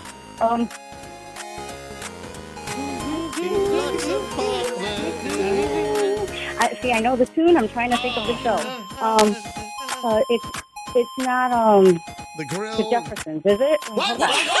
Yes, it is. The Jeffersons. Yes. You said the Jeffersons. That is correct. The Good job, Nelly. Is it? You've shocked yourself. Yeah, she surprised herself. It's not the Jeffersons. No, is it? Of course, it's the Jeffersons. It is the Jeffersons. You sort of got it. No, she got it. Thank you. All right. Say hello to the Saint Lunatics for me, Nelly. All right. Have a good one, Nelly. Thanks. That's awful. I'm telling you, folks love this game. Oh, man. 800-990-1047. When a line opens up, try to squeeze in. Hal has 117 songs today. Well, we got 72, so we got maybe like 67 more. Okay, we're going to be eating into Gino's midday time. We should wrap up the show about noon today. All right, 800-990-1047 to get in to try to play. I'm kidding. We have a few more to play. Let's grab Kelly. Oh, from Nelly to Kelly. Yeah. Hey. All right, Kelly's in Tampa. Hello, Kelly. MJ Morning Show's on Q105. Are you ready to play Name That 8-Bit Hit, the TV theme song edition? Absolutely. Let's do this. All right, here it is. Name this TV theme song. Oh, I got it. What is it? The Twilight Zone. Yeah! The Twilight Zone.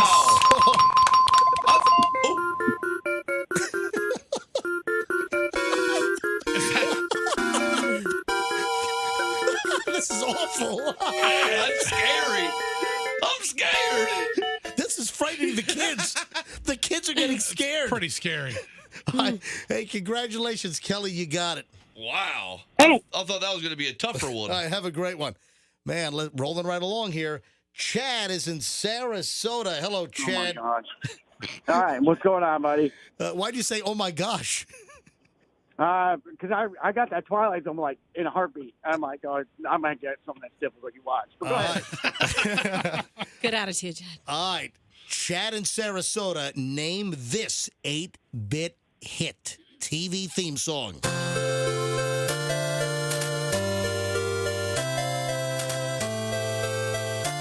Happy Days. Yeah! Hey! That might be a record. See? These days are Oh, and the days. Come on with me. These days are we're like the Boys to Men in here. Hello, blue. All right, Chad, congratulations. Nothing you can got it hold me right off down. the bat. Okay, All right, stop it. You're ruining my game show. All right, let's hit. How about Rob in Riverview? Hello, Rob in Riverview. You're on the MJ Morning Show. Welcome. Hey, thanks. All right, Rob, you ready to name this 8-bit computer version TV theme song? Yes. Here it is. Go.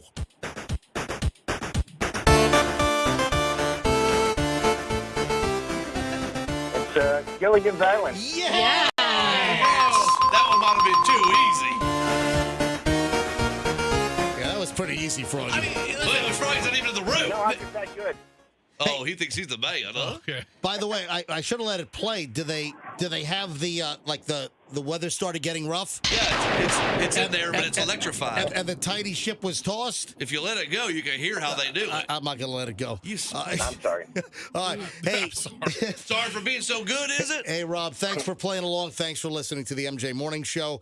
Let's grab Trisha in Clearwater. Trisha, you're on the MJ Morning Show on, do I have Trisha? Yep. Hey, Trisha, welcome. You're on. Hi. Hi. I'm like so nervous. I've gotten a couple and I've missed some, and I'm like, oh, I hope I get an easy one. Oh, Trisha, don't. They'll be nervous. There's literally nothing on the line. Trisha, don't be nervous, okay? There's no prize or anything. No one knows. Yeah. Yeah, we're not going to come to your house or anything. Trisha, name this TV theme song.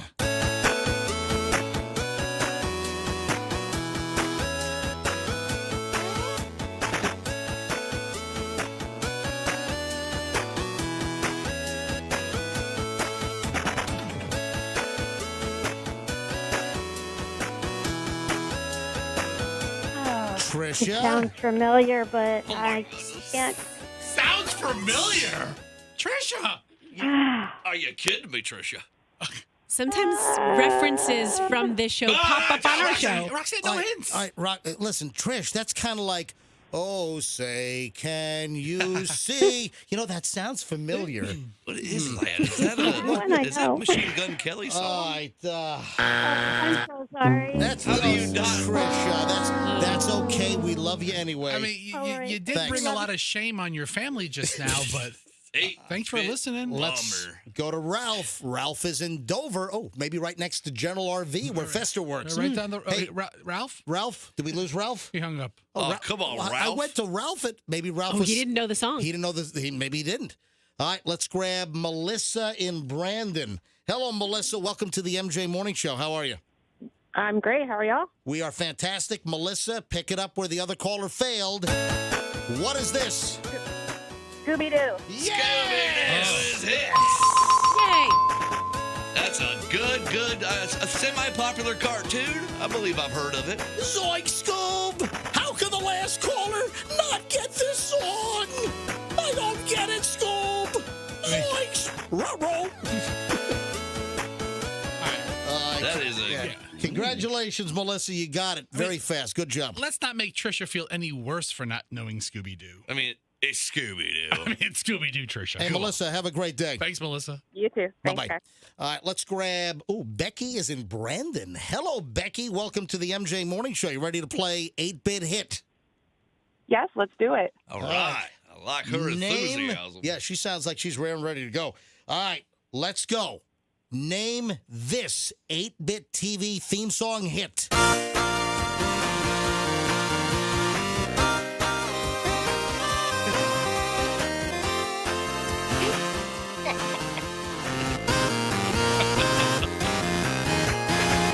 Is it Good Time?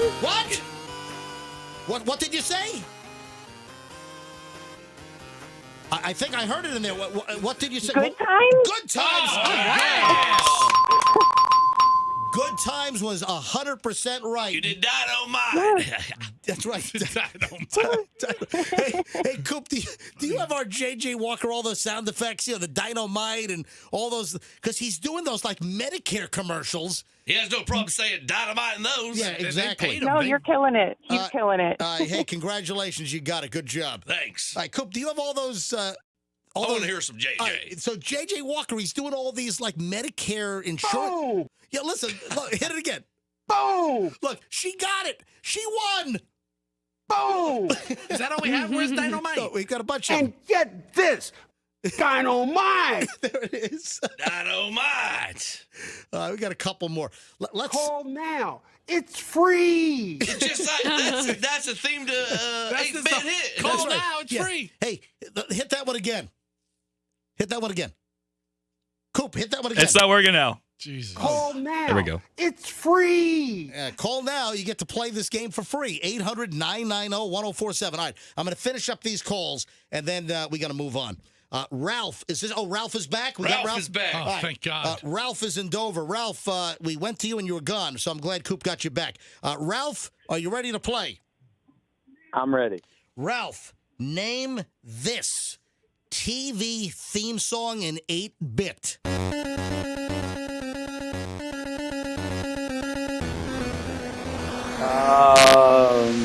Sounds like SWAT. SWAT? No. SWAT? What the hell are you talking about? SWAT. No. Ralph, you're off. That might be the worst guess in the history of 8-Bit. You know what's crazy? I think this actual theme song was recorded in 8-Bit. I think it was. I know this one. This is actually a modified version. This one shouldn't be too far off, actually. All right, let's grab Rick in Rotunda West. I think that's that area that you were talking about that you fly over and it's weird. When I fly over the west coast of Florida, below like Sarasota, that whole round community, it's Rotunda West. Yeah. All right, let me grab Rick. Rick, you're on the MJ Morning Show on Q105. Rick, name this 8-bit hit. That is Knight Rider. Yes, That's it is. it. That is buddy. Michael, we're at 8-Bit, Michael, how did that last caller not know that, Michael? Michael, you should run over that last caller. Run over Ralph in Dover with the car, Michael. And then reverse. Run him over. Hey, great job, Rick. Thanks for the call. That is a rocking one. Just like two more. Two more. All right, two more. Coop, we're cutting it off. All right, line 1 and then line 4. All right, let me grab Aaron in Trinity. Aaron, hi. Welcome to the MJ Morning Show.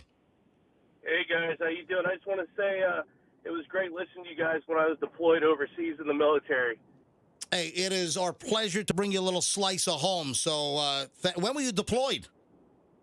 Oh, man, I from 1999 right up to recently, so I recently retired. Oh, wow. Listen, so did you do deployments like in Iraq and Afghanistan? I did a tour to the Med, Westpac to the Persian Gulf, the Baltic. I did a year and a half boots on the ground in East Africa and a few other places doing stuff. What branch were you in? Oh, the only branch, the Navy. Thank you, buddy. Listen, I appreciate your service to this country, so thank you very much. Now, in honor of your service, we're probably going to give you a really hard one you're not going to get. Probably. I mean, I've been killing it so far, but you're probably going to throw me something nuts. Go ahead. All right, let's see if you know this TV theme song in 8-bit.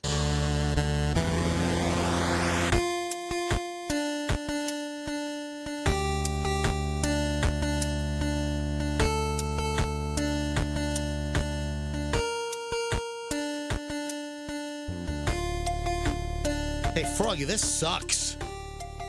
Yeah, I don't know if this is a good... Froggy's not, I've never... First of all, Froggy's not in the room. Second of all... You know what? Hal's never seen the show. You know, I am stopping. Yeah, you know what? I'm going to cancel that one. Is it like a magician show? No, it didn't translate well. What is it? Who made that? Supposed to be? That was Breaking Bad. My Casio might be out of tune. That was Play the original Breaking Bad. I would like to hear it because I've never heard it. The problem is it's too new. 8-bit couldn't compute. Yeah, right. Yeah, You're right. I think you're right. Yeah, That might be the issue. All right, so I'm gonna wipe that one clean, and I'm gonna give a different one to you. All right, here we go. Name this 8-bit hit.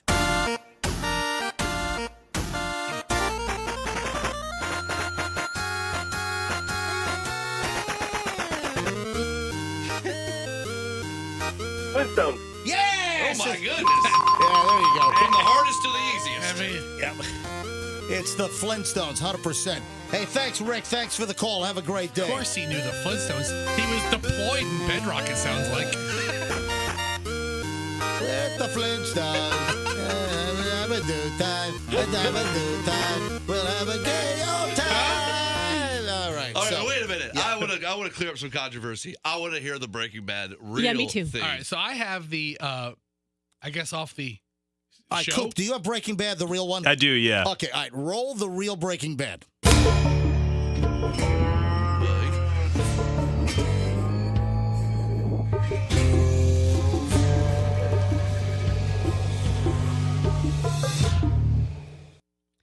What's memorable about it is the twangy part of it. Now do the 8-bit. Let me see the 8-bit. Hold on. Why do you even pick that one, Hal? That one sucked. Breaking Bad is not a good one for 8-bit. But it's a popular show. It's a popular show. Don't you ever tell me I suck at anything I do. You little son of a bitch. I will smash you. Okay, hold on. Smash you. We don't need this violence and right now. stomp on you like a bunch of broken glass. All right, hang on, Hal. Thank you. Hal's threatening me now. Holy cow. that was- I went to wrestling school. Hal, let's have a drink. Let's just have a drink and calm down. That was not a good selection, though. I got a good ender. I got a good finale. Yeah, thank God it wasn't that. All right, last caller. Where am I going? You're going to line 4. All right, line 4 is Christy in Riverview, the last one. Christy. Hi there, good morning. Good morning, Christy. You have the last 8-bit hit today. You ready to play? Yes, let's What? do it. Give her the 1-minute 27-second one as a special meeting. Give me a good one. Up. Which one? Up. There. Up there. Okay, all right. This is silly. Okay, so name this 8-bit hit, the last one of the day.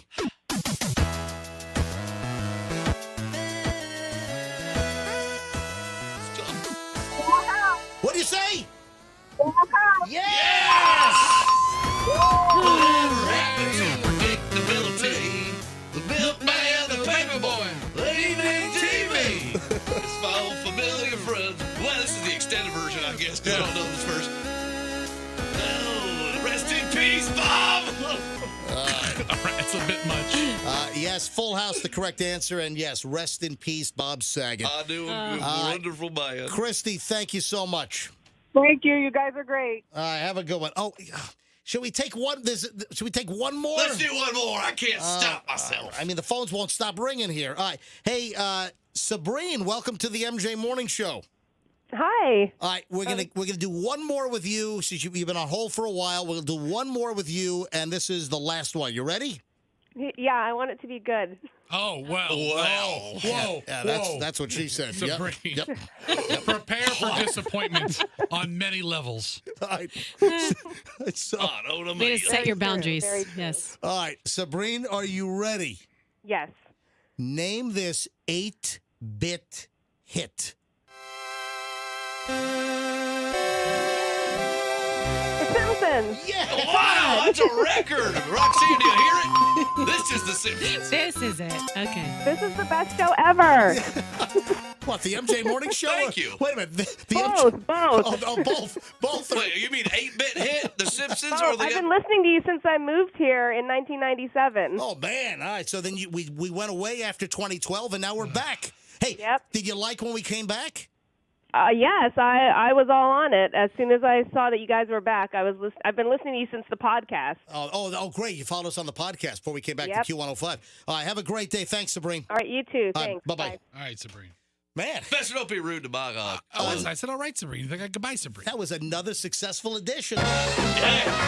Ladies and gentlemen, it's 8-bit hit with Hal Herman. That thing almost fell on me. All right, he's kicking things and things are falling in the studio, dumbass. Froggy is jumping around the studio It's like Hal. a monkey, and he's knocking stuff over. I have questions. Yes, you do. One. Oh, man, that was good. Thanks, Hal. Hey, Frog, I'll see you next...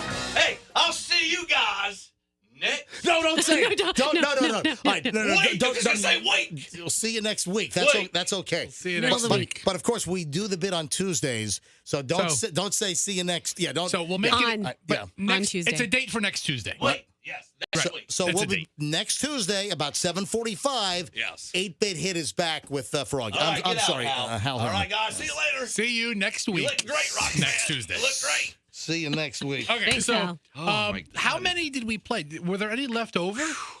I think there were a couple. Yeah, I didn't do this one. Hold on, I'll play the ones I didn't do because man, it's just we have a lot of them. This one, anyone know this one? Well, Froggy knows, but Great show. anyone know this? Saved by the Bell? What? No, it's not Saved by the Bell. Oh, you're just blurting out random TV shows. Is this Big Bang Theory? No, I think this is NBC Nightly News. No, this is NBC Nightly News with Tom Brokaw. Yeah. Yeah, that's Big Bang Theory. It's Big Bang. That was good. And then the last one that we didn't play was this one.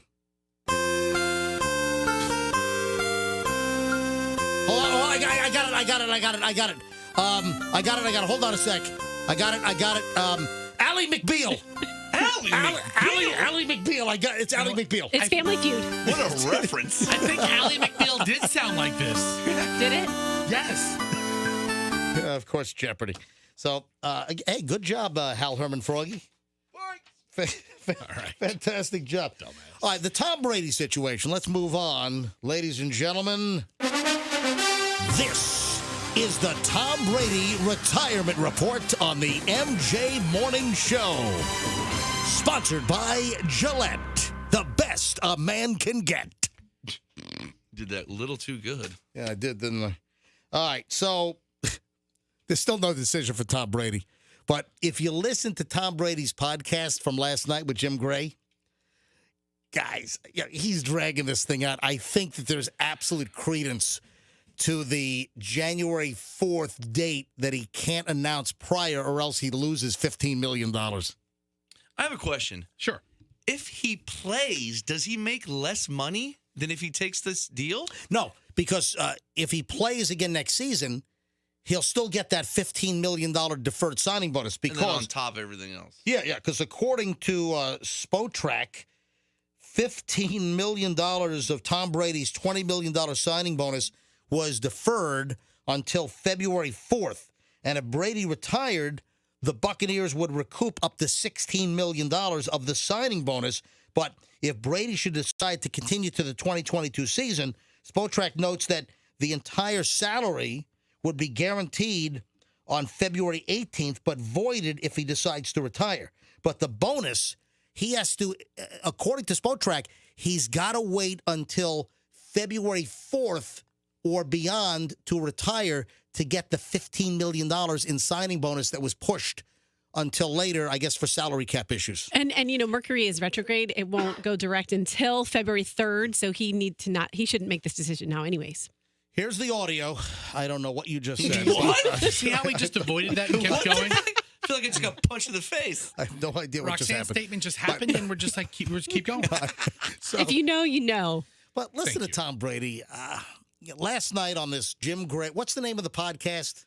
Let's Go is the name of the podcast. Like the Let's Go podcast. Listen. There's always a good line that, I'm responsible for what I say and do, and not responsible for what others say or do. So, again, I think one thing I've learned about sports is, you control what you can control. And right now, you know what he can control? Not retiring before February 4th, so he gets $15 million. All right. Okay. He might play. So that money was due to him regardless. It was just deferred money. It's deferred money, but apparently contractually, if that's accurate, he has to wait until February 4th or later, or else he forfeits the money and might owe the Buccaneers $16 million. Of which $15 million is due in 2 days or 3 days. So he might have to hand back, so that they keep the $15 million. He'd have to give them $1 million back? Well, the team would first of all have to ask for it.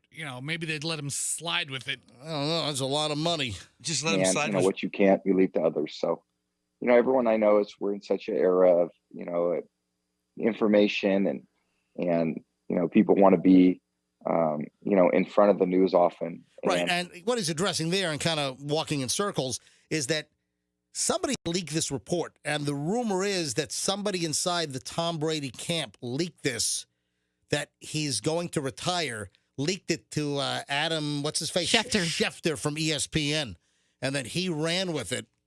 And again, is it true? Is it false? If it did leak and Tom doesn't like the way that it leaked, is there any chance that if he was going to retire, that he'll push one more season to show everyone that they're wrong, that he's not retiring? I mean, that's a possibility.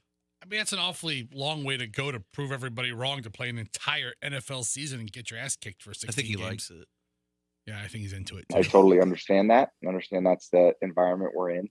But I think for me, I'm just literally, it's day to day with me. I'm just trying to do the best I can every day and, evaluate things as they come and, trying to make a great decision for me and my family. I think you're just in a grumpy mood after you end the season like that. And then so it's not a good time to make the decision. And your body's all beat up. That is true. He got sacked. Did he get sacked more this season than typical? Listen, I don't know. But no decision from Tom Brady. What's it going to be? You still have like Adam Schefter, the ESPN guy. They're still standing by the story that Brady's going to retire. So we'll see. What are you laughing at, Festa? I'm just how you come to us for your deep sports news.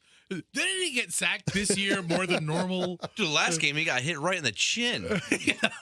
Bleeding in his mouth. Screw this. All right, speaking of football, the Super Bowl tickets, the roundup of what Super Bowl tickets are going for right now is out. Festa, you had like a seating chart of SoFi, which is the stadium in Los Angeles, the brand new state-of-the-art stadium where the LA Rams play. And who else plays there? The Rams and the Packers. No, it's the Chargers. The Chargers. Mm-hmm. All right. So you got two teams that share SoFi, and it's a gorgeous facility. It's a really nice place. And tickets for Super Bowl 56, according to like Ticket Watch websites and the websites that resell tickets, like what, StubHub and these aftermarket sites. Some of these prices are crazy. So the absolute nosebleed seats, the cheapest one I see on this graph is $4,830 for the worst seat, corner seat, way up in the top row. The worst seat in the house is $4,800. And then you see things like, on the 40-yard line, the lower section, $23,000. Look at that, $36,560 a seat. Where's that one? That's right in the 50-yard line on the club level. My It's like an God. Adele concert. Yeah. And then also there are some $100,000 seats. And I think that's some of the suites. Are those some of the suites? Yeah. Man, you're going to love football. Oh. You got to love football, yes. Let me give you a rundown here. So tickets are upwards of $5,400, but we did see a $4,800 up to $100,000. This is according to the resale websites. The most affordable ticket prices have fallen about 16%. We see one as low as $4,800. That's an anomaly. Most of those nosebleeds are somewhere around $5,500 is like the cheapest price for most of the nosebleeds. Let's see. Another popular ticket vendor, StubHub, tickets starting at $5,700. Others costing as much as $100,000 each for upper sideline seats. Oh, those are not even boxes. Wow. So for an upper sideline seat, StubHub has $100,000 seats per seat. And then once they add all the additional fees, the same ticket would cost an estimated $126,751. That's too much. Wow. And then also, let's talk about Super Bowl in a culinary fashion. Let's talk the food that you're going to put in your belly as you watch the Super Bowl this year. And the word is that food for the Super Bowl could be up to 14% more. Because of, people buy chicken wings, and those are scarce, right? Hey, it's inflation. It's the supply issue. It's the whole shebang. Listen, I did some shopping over the weekend. You know, Michelle doesn't shop, and she sends me to do all the food shopping. So I guess I am a little bit sometimes. All right, so I noticed just like I went to Walmart, I went to Publix, and at Walmart, just a lot of the dairy stuff was just out. Like butter was in real. I didn't see much like Land O'Lakes butter. There's like one package left, and just some of the dairy items were just scarce. Well, when you think about dips, like with cream cheese and mayonnaise and all that, that's dairy items, cheeses. Starving. Yeah, so up to 14% more is what you're likely to pay for some items, more than you did a year ago. So the range is. Across the board, they're saying that whatever you're going to buy for the Super Bowl is going to be somewhere from 8 to 14% more food-wise for your Super Bowl party or your viewing. All right, speaking of food. Like Roxanne was talking about dips. All right, Roxanne. This is odd. This is strange. This is strange. You're strange. Whoa. Why so defensive? Wait a sec. Let him finish his thought. Is this an adult I know you are, but what am I?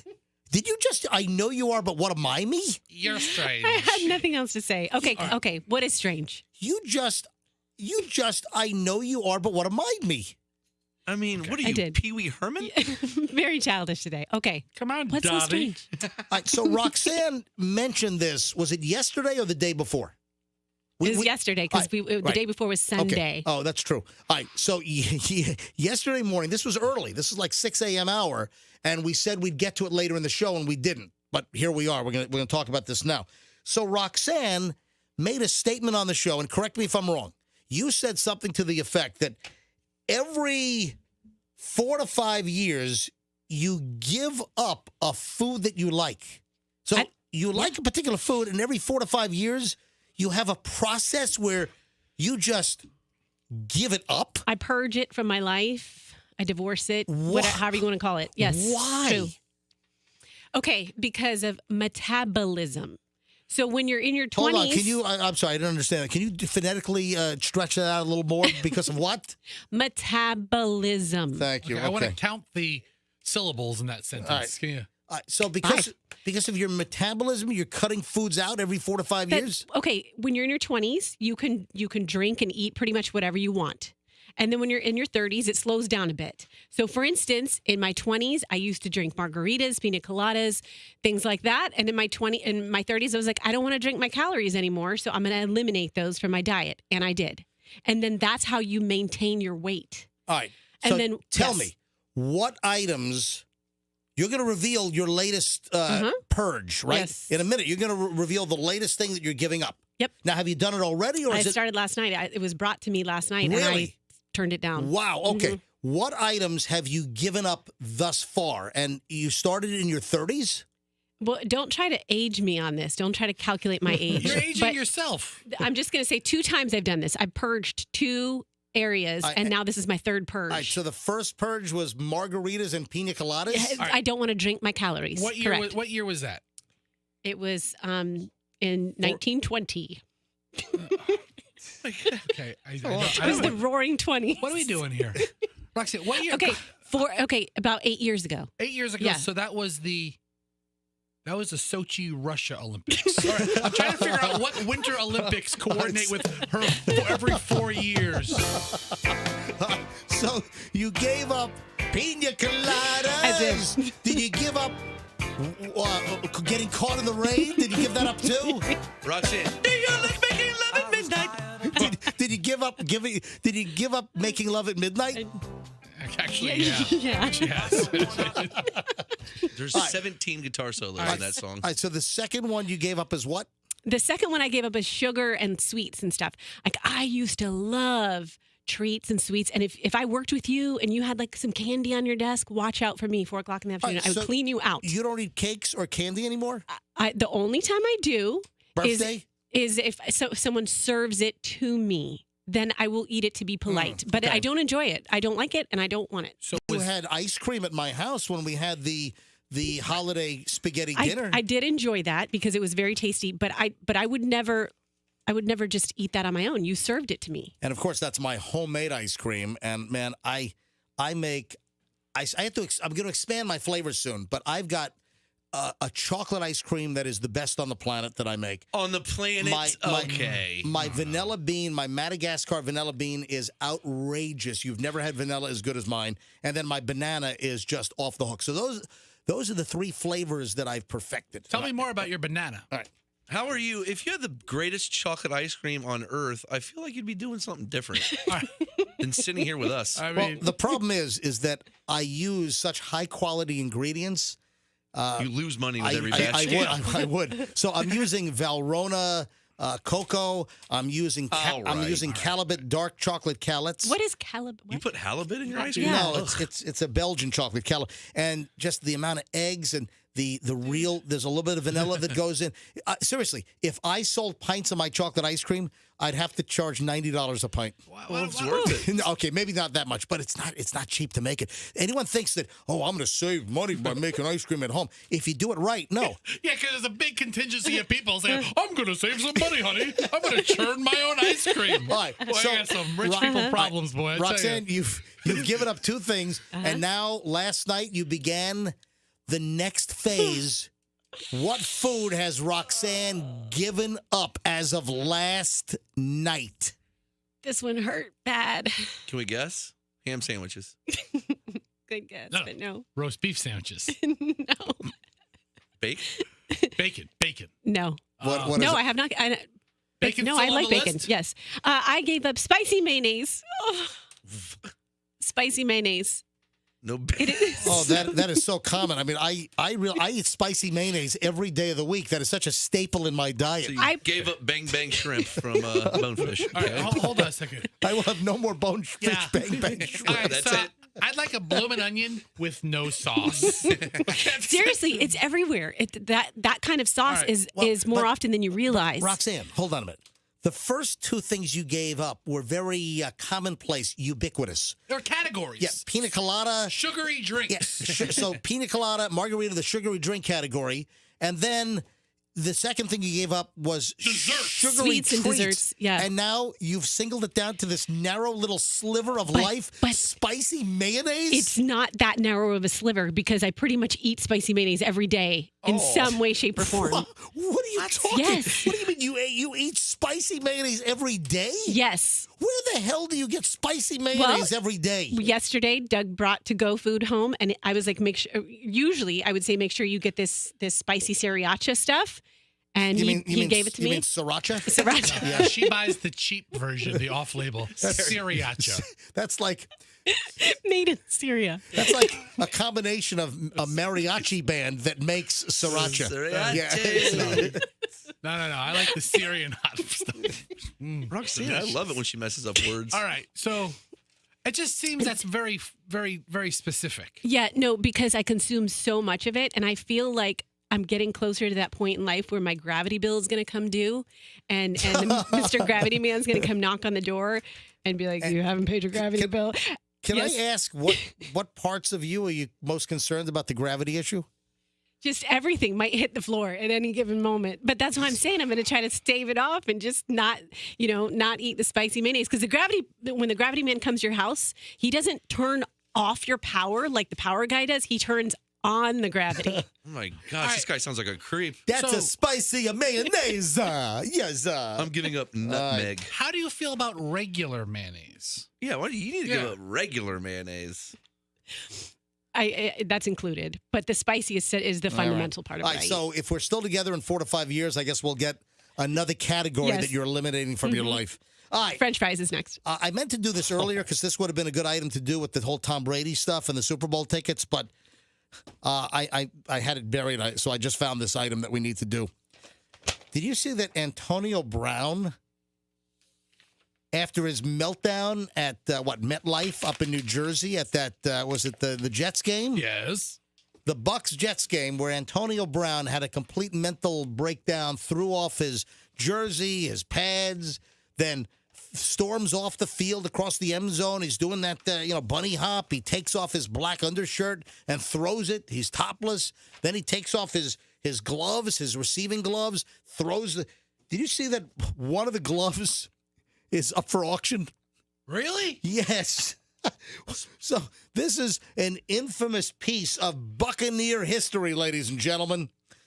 The right-handed glove that Antonio Brown was wearing when he melted down and threw into the stands when he walked off and quit the Buccaneers.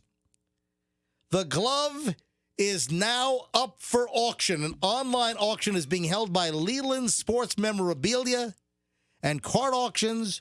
It was posted on Sunday night with a starting bid of $81. Dude, you should buy it. 81 was his number, right? Well, that's the point. Yeah. So in honor of the jersey number that he did wear with the Buccaneers, this starting bid for Antonio Brown's Nike glove, his game glove that he was wearing when he threw it into the stands after he quit, the glove is, the starting bid was $81. Now, where is it now? All right, you should buy this, MJ. Right now, the bid is at $1,718. What? The starting bid was $81, and it's already up to $1,718. There's 28 bids so far. You have to log in. This is a real auction house, Leland's auction house. Yeah, I've heard of it, actually. Well, think about it. It's like no other football player has ever done that. It's a historic moment. I bought an Oakland A's Raleigh Fingers rookie card. Yeah, I was thinking you say a mustache. Yeah, I want his mustache comb up on Leland's auction site. See, I have zero interest in memorabilia, but I would buy that. Raleigh Fingers mustache comb? Yes. All right, what about, do you have interest in murderabilia? Do you have any? Oh, that's the good stuff. So $81 was the starting, and now it's up to $1,700. When does the auction end, Fester? In 11 days. All right, so 11 days left in the auction. Oh, yeah, so the auction's going to end right on the screen. February 12th is when the auction is supposed to end. Wow. Jeez. Come on, how high can this go? Really? I mean, is this really that important that this guy has a mental breakdown, throws the glove into the stand, and what, is someone going to frame this? Yeah. Of course. Listen, if you don't even need a lot of money, just a little bit of disposable income to where you like to have quirky things. You buy this and you talk about it forever. Yeah, it's your best conversation piece. Seriously. You're a collector. Hey, you think this is a real story? I've got two items that I want to see if you guys think this is real or fake. So the first one we'll do now. The other one I'll do right after the break. This woman says that she decided to drive for Uber to make some extra money, and everything was going great until she picked up her boyfriend with another woman. Ooh. You think this is real? Now, Coop, there was no audio on the TikTok on this thing, right? It was like a 3-second TikTok with no audio, just a quick noise. Right. Well, you see who you're getting when you're getting an Uber. So he would obviously see his wife or girlfriend Do you even look? I don't know that I do, because I look at the license plate and everything. And I the don't want to get kidnapped. Well, but it could have been, guess what? It could have been the woman that ordered the Uber, and she wouldn't have known that. And even if it was the boyfriend, it's a good question. So, J-Word 444 from somewhere in the United States, somewhere here, posted a video and recalled that she was going to stay home while her boyfriend was actually out. So her boyfriend was out. And she says, you know what? I'm going to go make some money. So she logged on to her Uber, decided to drive Uber to make some extra money while, she was home alone anyway. Boyfriend was out. And then she decides to drive for Uber. And then she says that your man gets into the backseat of the car with another girl. I don't know. It's another TikTok thing. Well, I mean, that's the problem these days is on TikTok, what's real, what's fake, because you have all these millions of people that are trying to become like TikTok famous idiots, That's the whole thing, man. Staging stuff. It's TikTok famous, and you know that stuff is being staged. And I'm telling you, TikTok is juicing up the views. TikTok is adding more views, I believe, than people are really getting in order to make people feel like, oh, my God, I've got 2 million views. BS. I think in a lot of cases, I think that they're sucking people in, and they're juicing up it's pretty smart, the amount of views. Would you even notice if your girlfriend was driving the Uber if you're with another girl? Would you even notice? You'd be giving your attention to the person you're with. Wouldn't the boyfriend know that? Is that my girlfriend's car that's pulling up? I'd be like, hey, just play safe. Let's go with Lyft tonight. Yeah. All right. So there's one more, and it involves a young woman and her chest, and something that's going on with her chest. A young woman, 20 years old, and her chest. Hold on. We'll get to that next, and a whole lot more. We got an hour to go on the MJ Morning Show. Don't miss it. Back in minutes here on Q105, and I want to talk.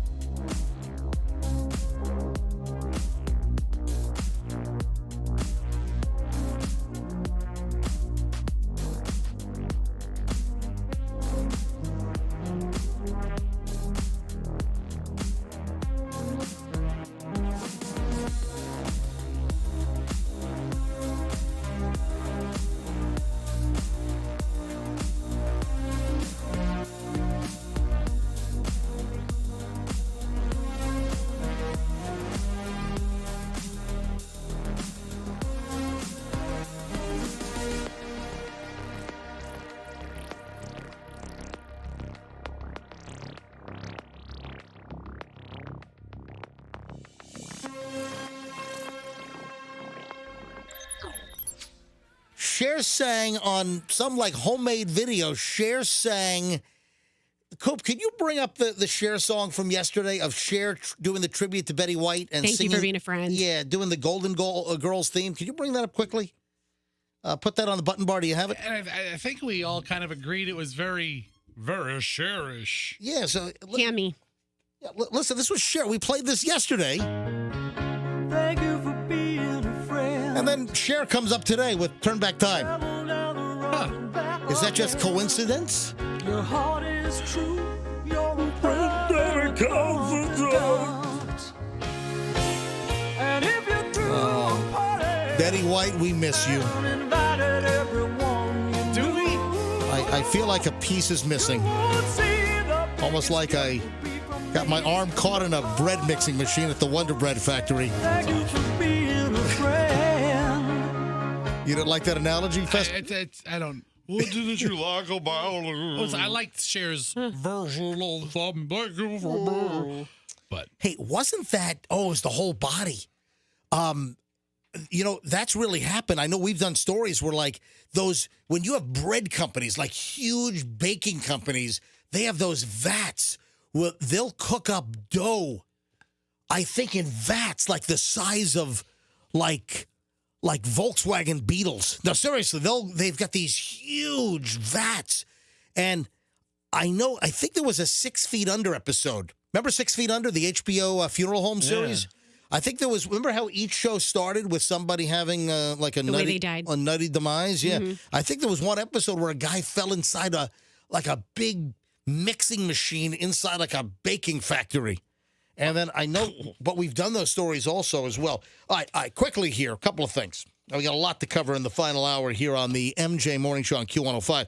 So picking up on the last story that we did, and I mentioned that are both these fake? It just seems that there's so much clickbait out there. And I think that this next item is actually more so than the first one. Now, if you heard the last segment, we were talking about this woman whose boyfriend was out for the night. And I guess she assumed that he was out with the guys. Turns out he was out with another woman. So instead of sitting at home, she decided, you know what? I'm going to go out and make some extra money. So she logs onto her Uber app, decides to drive Uber, and she ends up picking up her boyfriend and this girl that he's out with. And then a lot of folks asked the question, and so did we.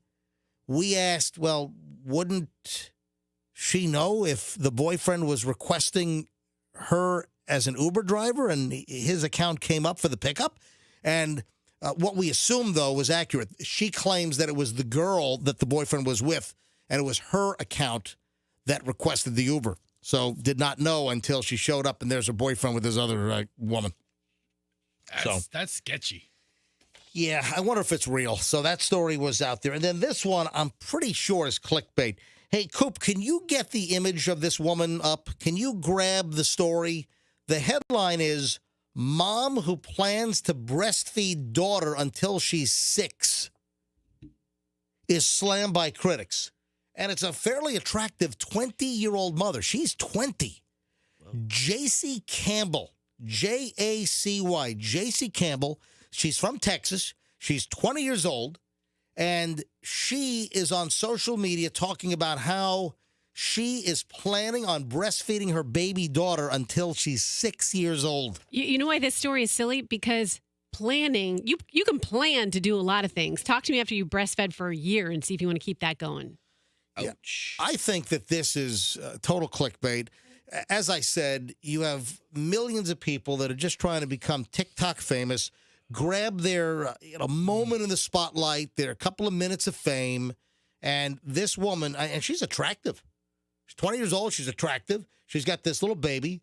There's even a picture of her standing up, and the baby's all latched on while, her little tank top is pulled down, and the baby's all latched on. They put a little blur over the, the sensitive part there. Yeah, the baby's lips. Yeah. So they put a thing over the baby's mouth as baby's latched on. But no, that's a good point, Roxanne. Like her baby is like what, 1? Yeah, it looks to be. Yeah, 1 and change. And she's going to make the statement, oh, yeah, I'm breastfeeding until I'm 6. Yeah, okay. However, Do you remember Fester, Froggy, in the old MJ Morning Show run? Something came up, and we actually had a couple of stories where legitimately there were women still breastfeeding kids at like 8, 9, 10 years old. And I think we had one, like a 12-year-old was still getting breastfed. I'm like, what the what? How does your body keep producing milk that long? I mean, if it keeps getting used, it keeps priming making the it. pump. Yeah. What do you guys know about breastfeeding at 12? Wait, and breastfeeding your children. Feeding gas to a motor. I got Fester and Froggy giving Roxanne breastfeeding details. It's amazing we know more about the female anatomy workings than Roxanne, but we do. I don't know if I'm Just buying keep telling this. yourself that. Let me tell you about Aunt Flo, Roxanne. Let's say Roxanne, you're I just dumped that. How do you dump that? I just dumped that. That is just in freaking appropriate, Fester. I just dumped that. That's a hysterical next level joke. No, that. My God. No, that is not. No. That went over MJ TV. So that's on the video live stream today. And it's also going to be, well, I guess we can cut it out of the podcast, but I did cut that off of the air. Was that not family member? I dumped that. That did not go over 104.7 FM. It went over the streaming apps, but over the regular FM radio, I dumped that. But it went on MJ TV, and it went on, if you're listening on Odyssey or the iHeart or the TuneIn apps, then it goes up. I don't know why the dump button is not tied to all of our crap. That doesn't make any sense to me. Well, because first of all, you're a little too trigger happy on that dump button. It looks I'm like not. it's You're a little too loosey-goosey sometimes. Some portion of our listeners. Roxanne, I'm sorry about that. We'll just sit down and enjoy some. Roxanne recoiled. See, the problem is. Comedy occasionally makes you cringe a little bit. It's okay. I did recoil. It's okay. Guys, man. Thanks, Seinfeld, the king of comedy over here. Roxanne was looking like that "Don't tread on me" flag over there. All right. Coiled up. So, all right, now. Gadsden flag. All right, so this woman, 20 years old, she says she's going to breastfeed till 6. Come on. I think this is a total clickbait story. She said, I'm going to become TikTok famous. I'm going to become famous on social media. I'm going to stand up with my baby latched on. I'm going to say I'm going to breastfeed her until she's 6. Yeah, Coop. I don't even believe that it's her baby. You think that's how fake the story I think this is. You think it's like a stunt baby? Oh, yeah. It's like a friend's baby? All for the views. Hold on. Let me see. I mean, she's in good shape. She's got a great body. Especially if she's been already doing it for a year. Do you think that she is in that good a shape after giving birth? Not that long Well, she's ago? young, so she probably did a nice bounce back. Yeah. And when you breastfeed, it actually burns a lot of calories and does help you lose some weight. Yeah. Anyway, her daughter's like 1. Little Emmy. Oh, little Emmy. Yeah, I'm not buying J.C. Campbell's story here. Yeah, no, that's the big commitment. And Coop thinks that the baby's a rent-the-baby. Not even her. Yeah. Not even her kid. Rentbaby.com. It's a cute little baby. It's like her older sister's kid, or it's a friend's kid. Hey, I got this idea to become TikTok famous. I'm going to say that I'm 20. I just had a baby when I was 19, and I'm going to breastfeed my baby till she's 6. Yeah, I'm not buying the story. All right, did anyone get the email that their email has been unauthorized, has been logged into? Did anyone get this? I thought it was just me. What email? Hold on. Okay, you thought it was just, okay. Yeah. So I got this email. You're talking about your work email? On our company? Yeah. Oh, I got one too. Oh, good. I thought it was just me. All right, so what's going on here? I just said that. All right, so you guys all got the same thing. I delete my email so fast that I didn't even read it. All right, so I got an email from like the postmaster or from wherever. Oh, account security notices. I got an email. I'm like, what? That there was an unauthorized login attempt. Dear Todd Schnitt. Oh. This is to my Beasley company email account. Dear Todd Schnitt, which that's my real name, MJ Todd Schnitt. We just blocked someone from signing into your account. The suspicious activity was detected from an IP address in Norcross, Georgia. So did you get the same one? Identical. All right, what's going on here? Was it everybody in the company, or was it just a big I don't fan know. of the morning show? I'm like, who's going to attempt to log into my email from Norcross, Georgia? Yeah, I'm going to log into Todd Schnitt's email at Beasley Media. Come on. Well, they know when someone does. Remember when I was in the Bahamas and Stanley came in here all freaked out? I know. That's true. So, you know what? I'm going to call Stanley. I'm going to see what the hell's going on here. Because Roxanne was in the Bahamas with Big Doug, and Roxanne logged into the company email. Stanley did not know that Roxanne was in the Bahamas, and Stanley got some kind of hot red alert, like some kind of noise went off at his desk. Yeah, just like that. Alert, Roxanne email, alert. And they detected that there was a login in the Bahamas, but it was legit. It was you. It was me. And then Stanley rushes in, and he thought that we were being hacked by, like Dr. Evil or something, and that we're going to get ransom attacked, and then Dr. Evil's going to demand $1 billion. Or, listen, it could be even worse. Sometimes it's $1 million. Sometimes it's $1 billion. Sometimes they really go off. $100 billion. Yeah, sometimes it's $100 billion. And sometimes these, email ransomware people, they get really nuts. 1 billion, gajillion, fifillion, Yeah, that just happened to a electrical company in Sarasota. Hang on, let me get Stanley on the phone. Find out what the heck is going on here. I'm calling Stanley, our IT guy. So hold on, I got it. Roxanne, you got the same one? Mm-hmm. I was just kind of asking if you guys had gotten these in the past. Something's up. Wonder what this means.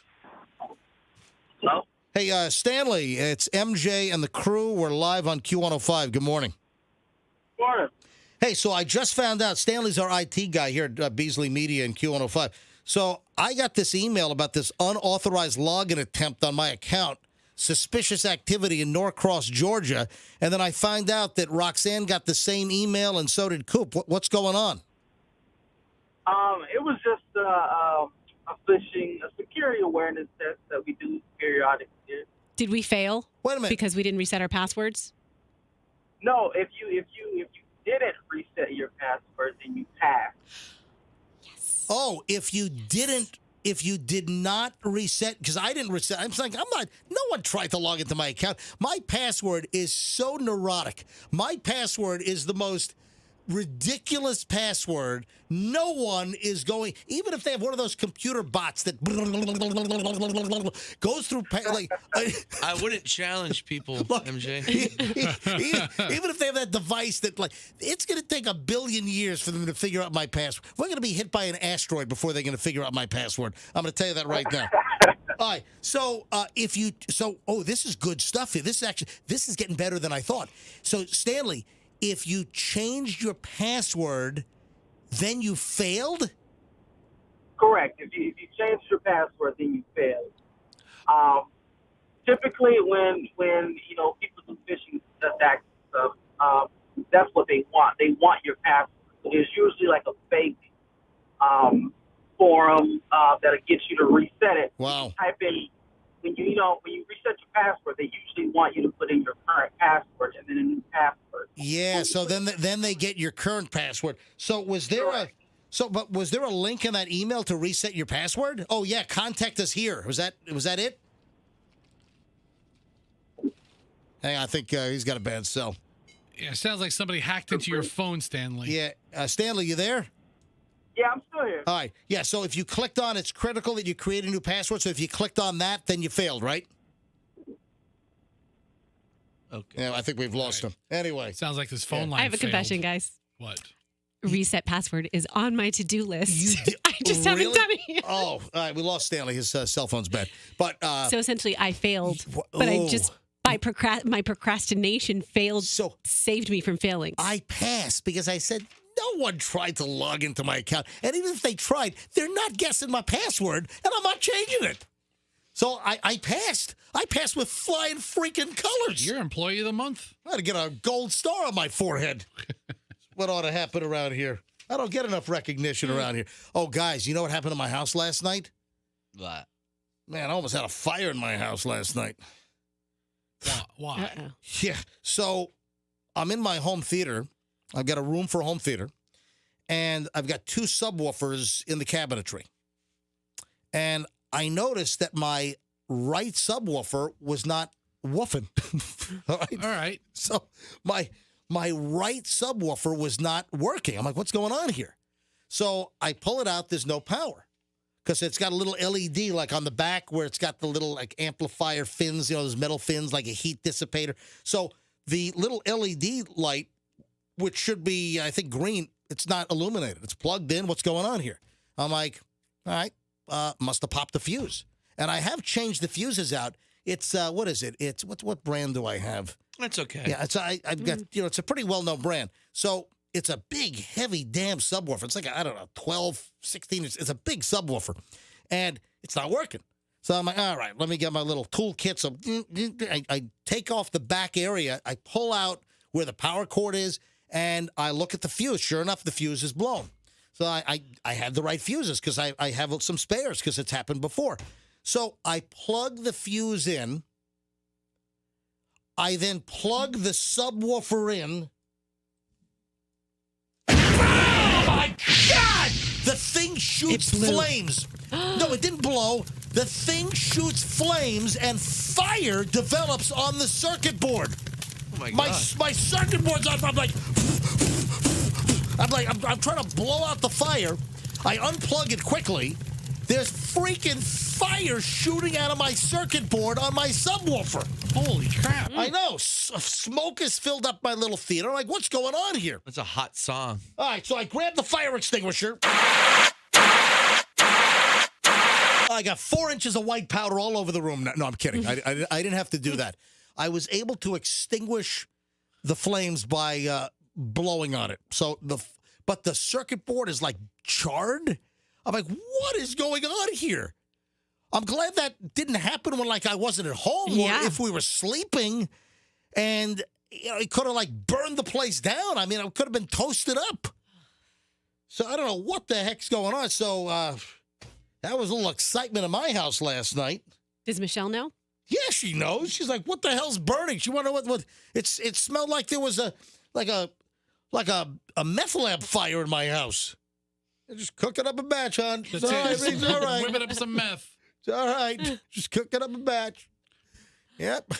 Went to 18 Walgreens yesterday getting some. All right. Sudafed. Some Sudafed from behind the counter. You didn't break out like a fire extinguisher or anything. I got 47 different driver's licenses. You can only buy a box a day of that. Yeah, that's been like that for a while. It's behind glass. It is. Because the Sudafed and Actifed that they sell on the regular aisles, that stuff sucks. You need the step behind the glass. Yeah, you need the pseudoephedrine. The pseudoephedrine is what does the trick. So anyway, I got the speaker in the car, so I'm gonna head over to Speaker Exchange. You know the speaker guys in Tampa near the old dog track off of Sly. Yeah. Yeah. So they used to be on Hillsborough. So they fixed the speaker for me. I don't know, 8 months ago. So hey, Speaker Exchange in Tampa. I'm coming by with a burnt up subwoofer. Yeah. Let's see if you can fix this one. We're gonna have to replace all of it. You'd probably be better off buying a new speaker. I might have to do that. Or the circuit board looks like it's melted. I don't know. That's not good. No, it's not good. Yeah. You're right. It's not good. So I'm glad that it could have been worse. I'm scared. What if that happens when you're not around? What if we're on vacation or something? Can you get a new brand of speaker that doesn't catch on fire? Yeah. Well, the speaker it's like 15 years old. I mean, but it still does a good job. It's a subwoofer, for crying out loud. All right, let me take our quick break here. We have the final chunk of MJ next, and we got a big chunk, a lot of ground to cover, including when we get back, Alec Baldwin has settled. This is big news, folks. Alec Baldwin has settled. This is legal. He's settled. What has he settled? Tell you next, and a whole lot more. MJ Morning Show, Q105, stand by. I still got the...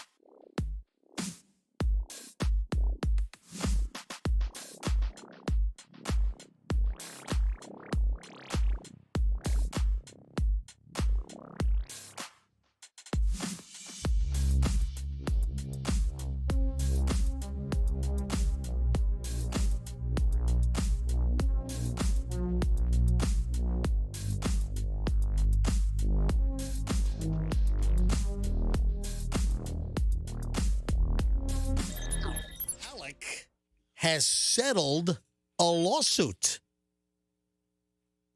What lawsuit do you think Alec Baldwin has settled? Do you think it could be anything related to the recent tragedy on the set of that movie Rust? Guys, if you were to guess, what lawsuit do you think Alec Baldwin has settled? Wasn't he sued for something else recently?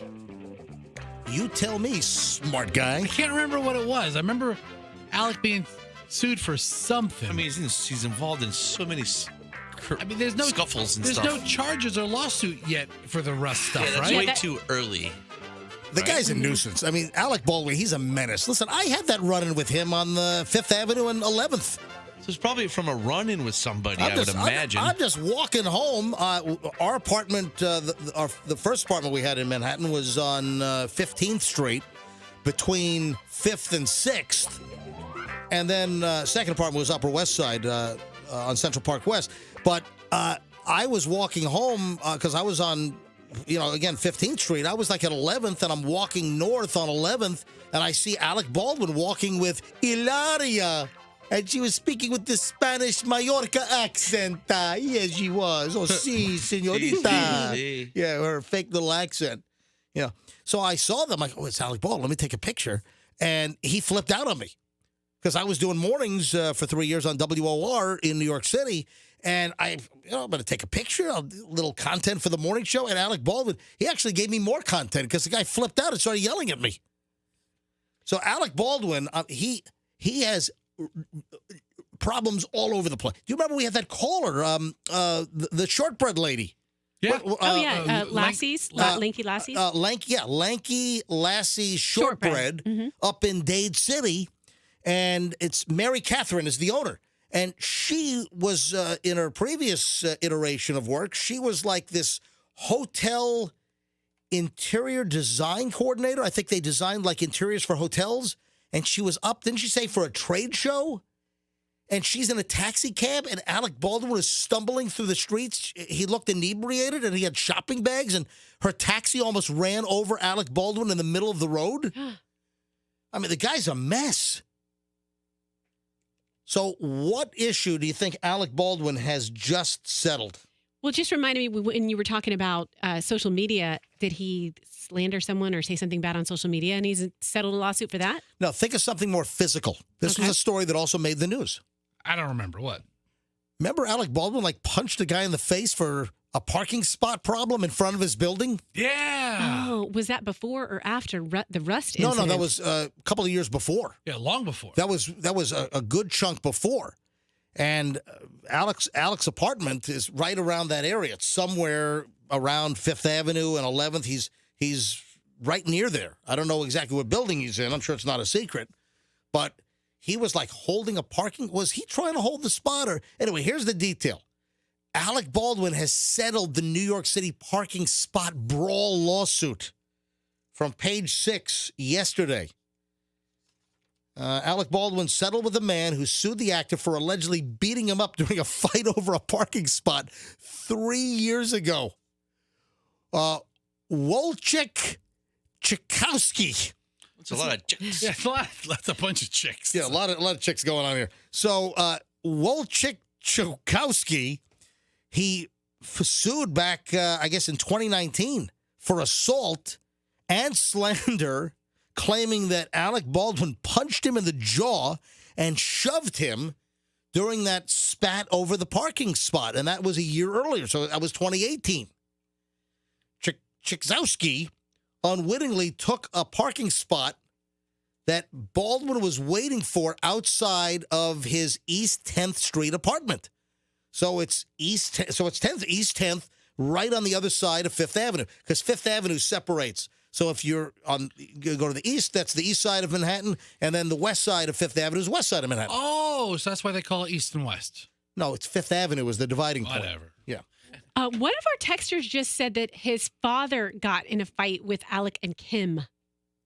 Really? I told him to call us. Well, Kim Basinger? Kim Basinger. Oh, I forgot about her. Oh, well, let's get that story here quickly. Can you get him on the phone? I told him to call us. Maybe I'll call him. Yeah, call him. Or her. or her. All right, so you have the number on the texting. So, folks, you can always call us whenever you have something good for the show. Hey, listen, the guy who works for the roofing supply company whose truck dropped nails all over the road in South Pasadena and ruined all kinds of tires, guy from the company called the show this morning, just dialed in. So whenever you have something to add to the program, if you ever have something that you want to bring to our attention, any hot gossip, you have any content for us, you can always call us at 800-990-1047. Or you can text, same number, 800-990-1047. And that's what this texter just did. Just texted that apparently her father got into a fight with Alec Baldwin. You know what? We should actually ask for callers if you did not get into a fight with Alec Baldwin. It's only a few of you out there. And I know you may or may not be listening right now, but if you never got into a fight with a guy. Please call us if you've never been in a fight with Alec Baldwin. Guy needs to get his ass beat. Is she picking up or he picking up? No. All right. I'm not going to say the guy's name, but he says he doesn't. In his voicemail greeting, he said he doesn't answer the phone because he gets so many robocalls. Oh, geez, we're not a robocall. We're not. Don't talk to him in a robot voice. Hello, I would like to get you on the radio show. Anyway, so this Chizkowski, I think I'm pronouncing his name differently every time I say it. Just call him Chakakan. Chakakan, let me rock it, Chakakan. So this guy unwittingly took a parking spot that Baldwin was like waiting for, and then they got into a fight. Then Alec Baldwin countersued the guy for defamation, claiming that Chizkowski lied about getting socked when Baldwin lightly pushed him in the melee. Both claim surveillance video of the incident proved their interpretation of the events. And then on Monday, the pair notified a judge in the Manhattan Supreme Court case that they had settled their claims against each other. The terms of the deal were not disclosed. I'm thinking that Alec Baldwin probably wants to clean his plate. Breaking news. Yes. Go to Tom Brady's Instagram right now. Oh, my God. Tom Brady's Instagram. Instagram right Hold now. on. Hold on. We're opening up Hold Instagram. Hang on. All right, Tom breaking Brady. news. Hold on. Certified Tom Brady. All right, this is breaking news from the MJ Morning Show. All right, Fester, what are you doing? You're a lever. All right, leave it alone. It's a book. Leave it alone. So wait a minute. What am I? Go to the Swipe next over one. Swipe over There's one. an arrow. There you go. Oh, God. Okay. Hold on a minute. Too long. Hold on a minute. Tom Brady has written on Instagram, I have always believed the sport of football is an all-in proposition. If a 100% competitive commitment isn't there, you won't succeed, and success is what I love so much about our game. There is a physical, mental, and emotional challenge every single day that has allowed me to maximize my highest potential. And I've tried my very best these past 22 years. There are no shortcuts to success on the field or in life. This is difficult for me to write, but here it goes. I am not going to make that competitive commitment anymore. I have loved my NFL career, and now it is time to focus my time and energy on other things that require my attention. I've done a lot of reflecting the past week, and I've asked myself difficult questions. Am I so proud of what we have achieved? My teammates, and I'm so proud of what we've achieved. My teammates, coaches, fellow competitors, and fans deserve 100% of me, but right now, it's best I leave the field of play to the next generation of dedicated and committed athletes. To my Bucs teammates, the past 2 years, I love you guys, and I have loved going to battle with you. You have dug so deep to challenge yourself, and it inspired me to wake up every day and give you my best. I'm always here for you guys and want to see you continue to push yourselves to be your best.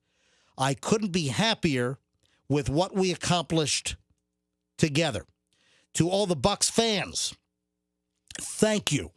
I didn't know what to expect when I arrived here, but your support and embrace have enriched my life and that of my family. I have been honored to play for such a passionate and fun fan base. What a crew. To the city of Tampa and the entire Tampa, St. Petersburg region, thank you. It has been wonderful to be a resident of such a fun place to live. I want to be invited to our next boat parade.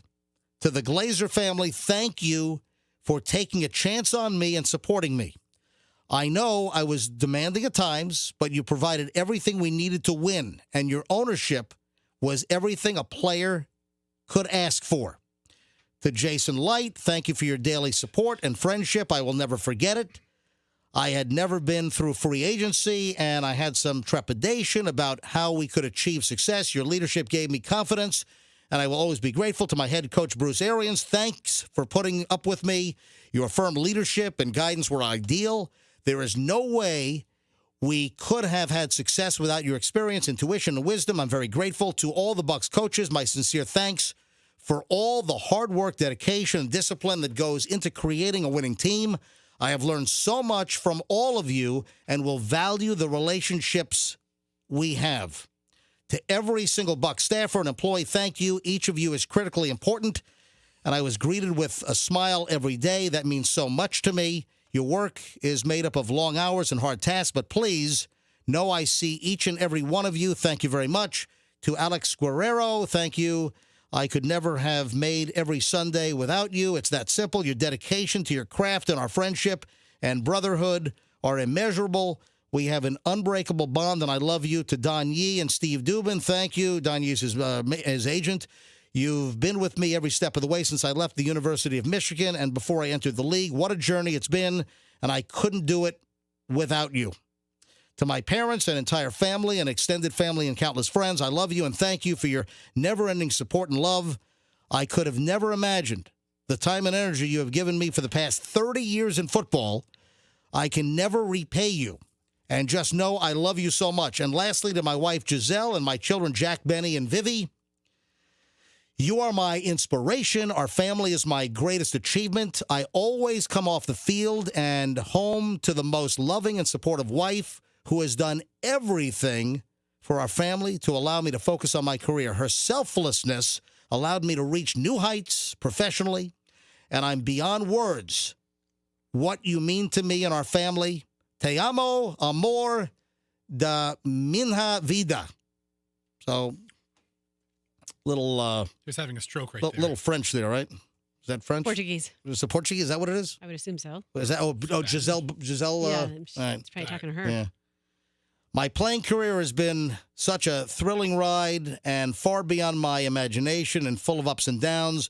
When you're in it every day, you really don't think about any kind of ending. As I sit here now, however, I think of all the great players and coaches I was privileged to play with and against. The competition was fierce and deep, just how we like it. But the friendships and relationships are just as fierce and deep. I will remember and cherish these memories and revisit them often. I feel like the luckiest person in the world. The future is exciting. I'm fortunate to have co-founded incredible companies like Autograph.io, Brady Brand, TB12 Sports, that I'm excited to continue to help build and grow. But exactly what my days will look like will be a work in progress. As I said earlier, I'm going to take it day by day. I know for sure I want to spend a lot of time giving to others and trying to enrich other people's lives, just as so many have done with me. With much love, appreciation, and gratitude, signed Tom. And that is it. Tom Brady has just retired from the Tampa Bay Buccaneers and... Froggy? Did you fall asleep? Oh, my God. Are we done? Are we off? Are we on the air? Did you fall asleep? Are we on the air? I just read Tom Brady's whole statement. Yeah, the entire 28-page statement. Hey, dude, we're going late today because this just...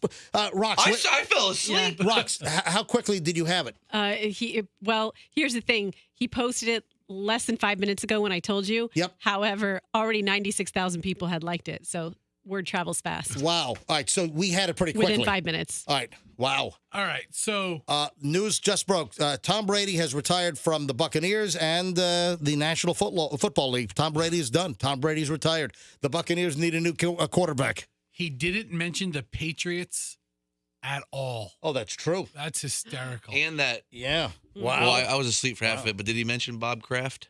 No, he didn't mention Bob Kraft at the tug place over on Jupiter. No, he didn't. Seven Seas? At the rub and tug. No. He didn't. Oh, yeah. Well, he covered all of his players and then also the people that he played with over the years. Yeah. So, wow, that is big news, folks. Breaking news.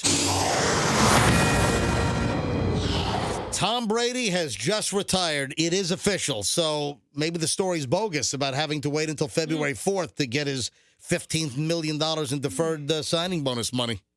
Fester's yawning too. I'm getting tired just looking at Froggy. All right, All right, who's next? Aaron Rodgers? We got to run. We're running late today, but we had to stay on with the breaking news that just hit. Tom Brady has retired. And with that, ladies and gentlemen, we got to retire for the day. But we'll be back tomorrow. That's correct. And if I come back tomorrow, I get that $15 million signing bonus that the Beasleys promised me. They won't even build a studio for you. It was $15. All right, folks. Wow, big news. Tom Brady is done officially. All right, folks, have a fantastic day, and we'll see you back here tomorrow. MJMorningshow.com, the website, the podcast, MJTV. Watch the whole show on video today, as we do every day. MJMorningshow.com. We'll see you tomorrow, folks, and let's be careful out there. Nothing says I love you like a clean home, especially these days. This Valentine's Day, call the cleaning pros at Zero Res. Right now, mention me, MJ, on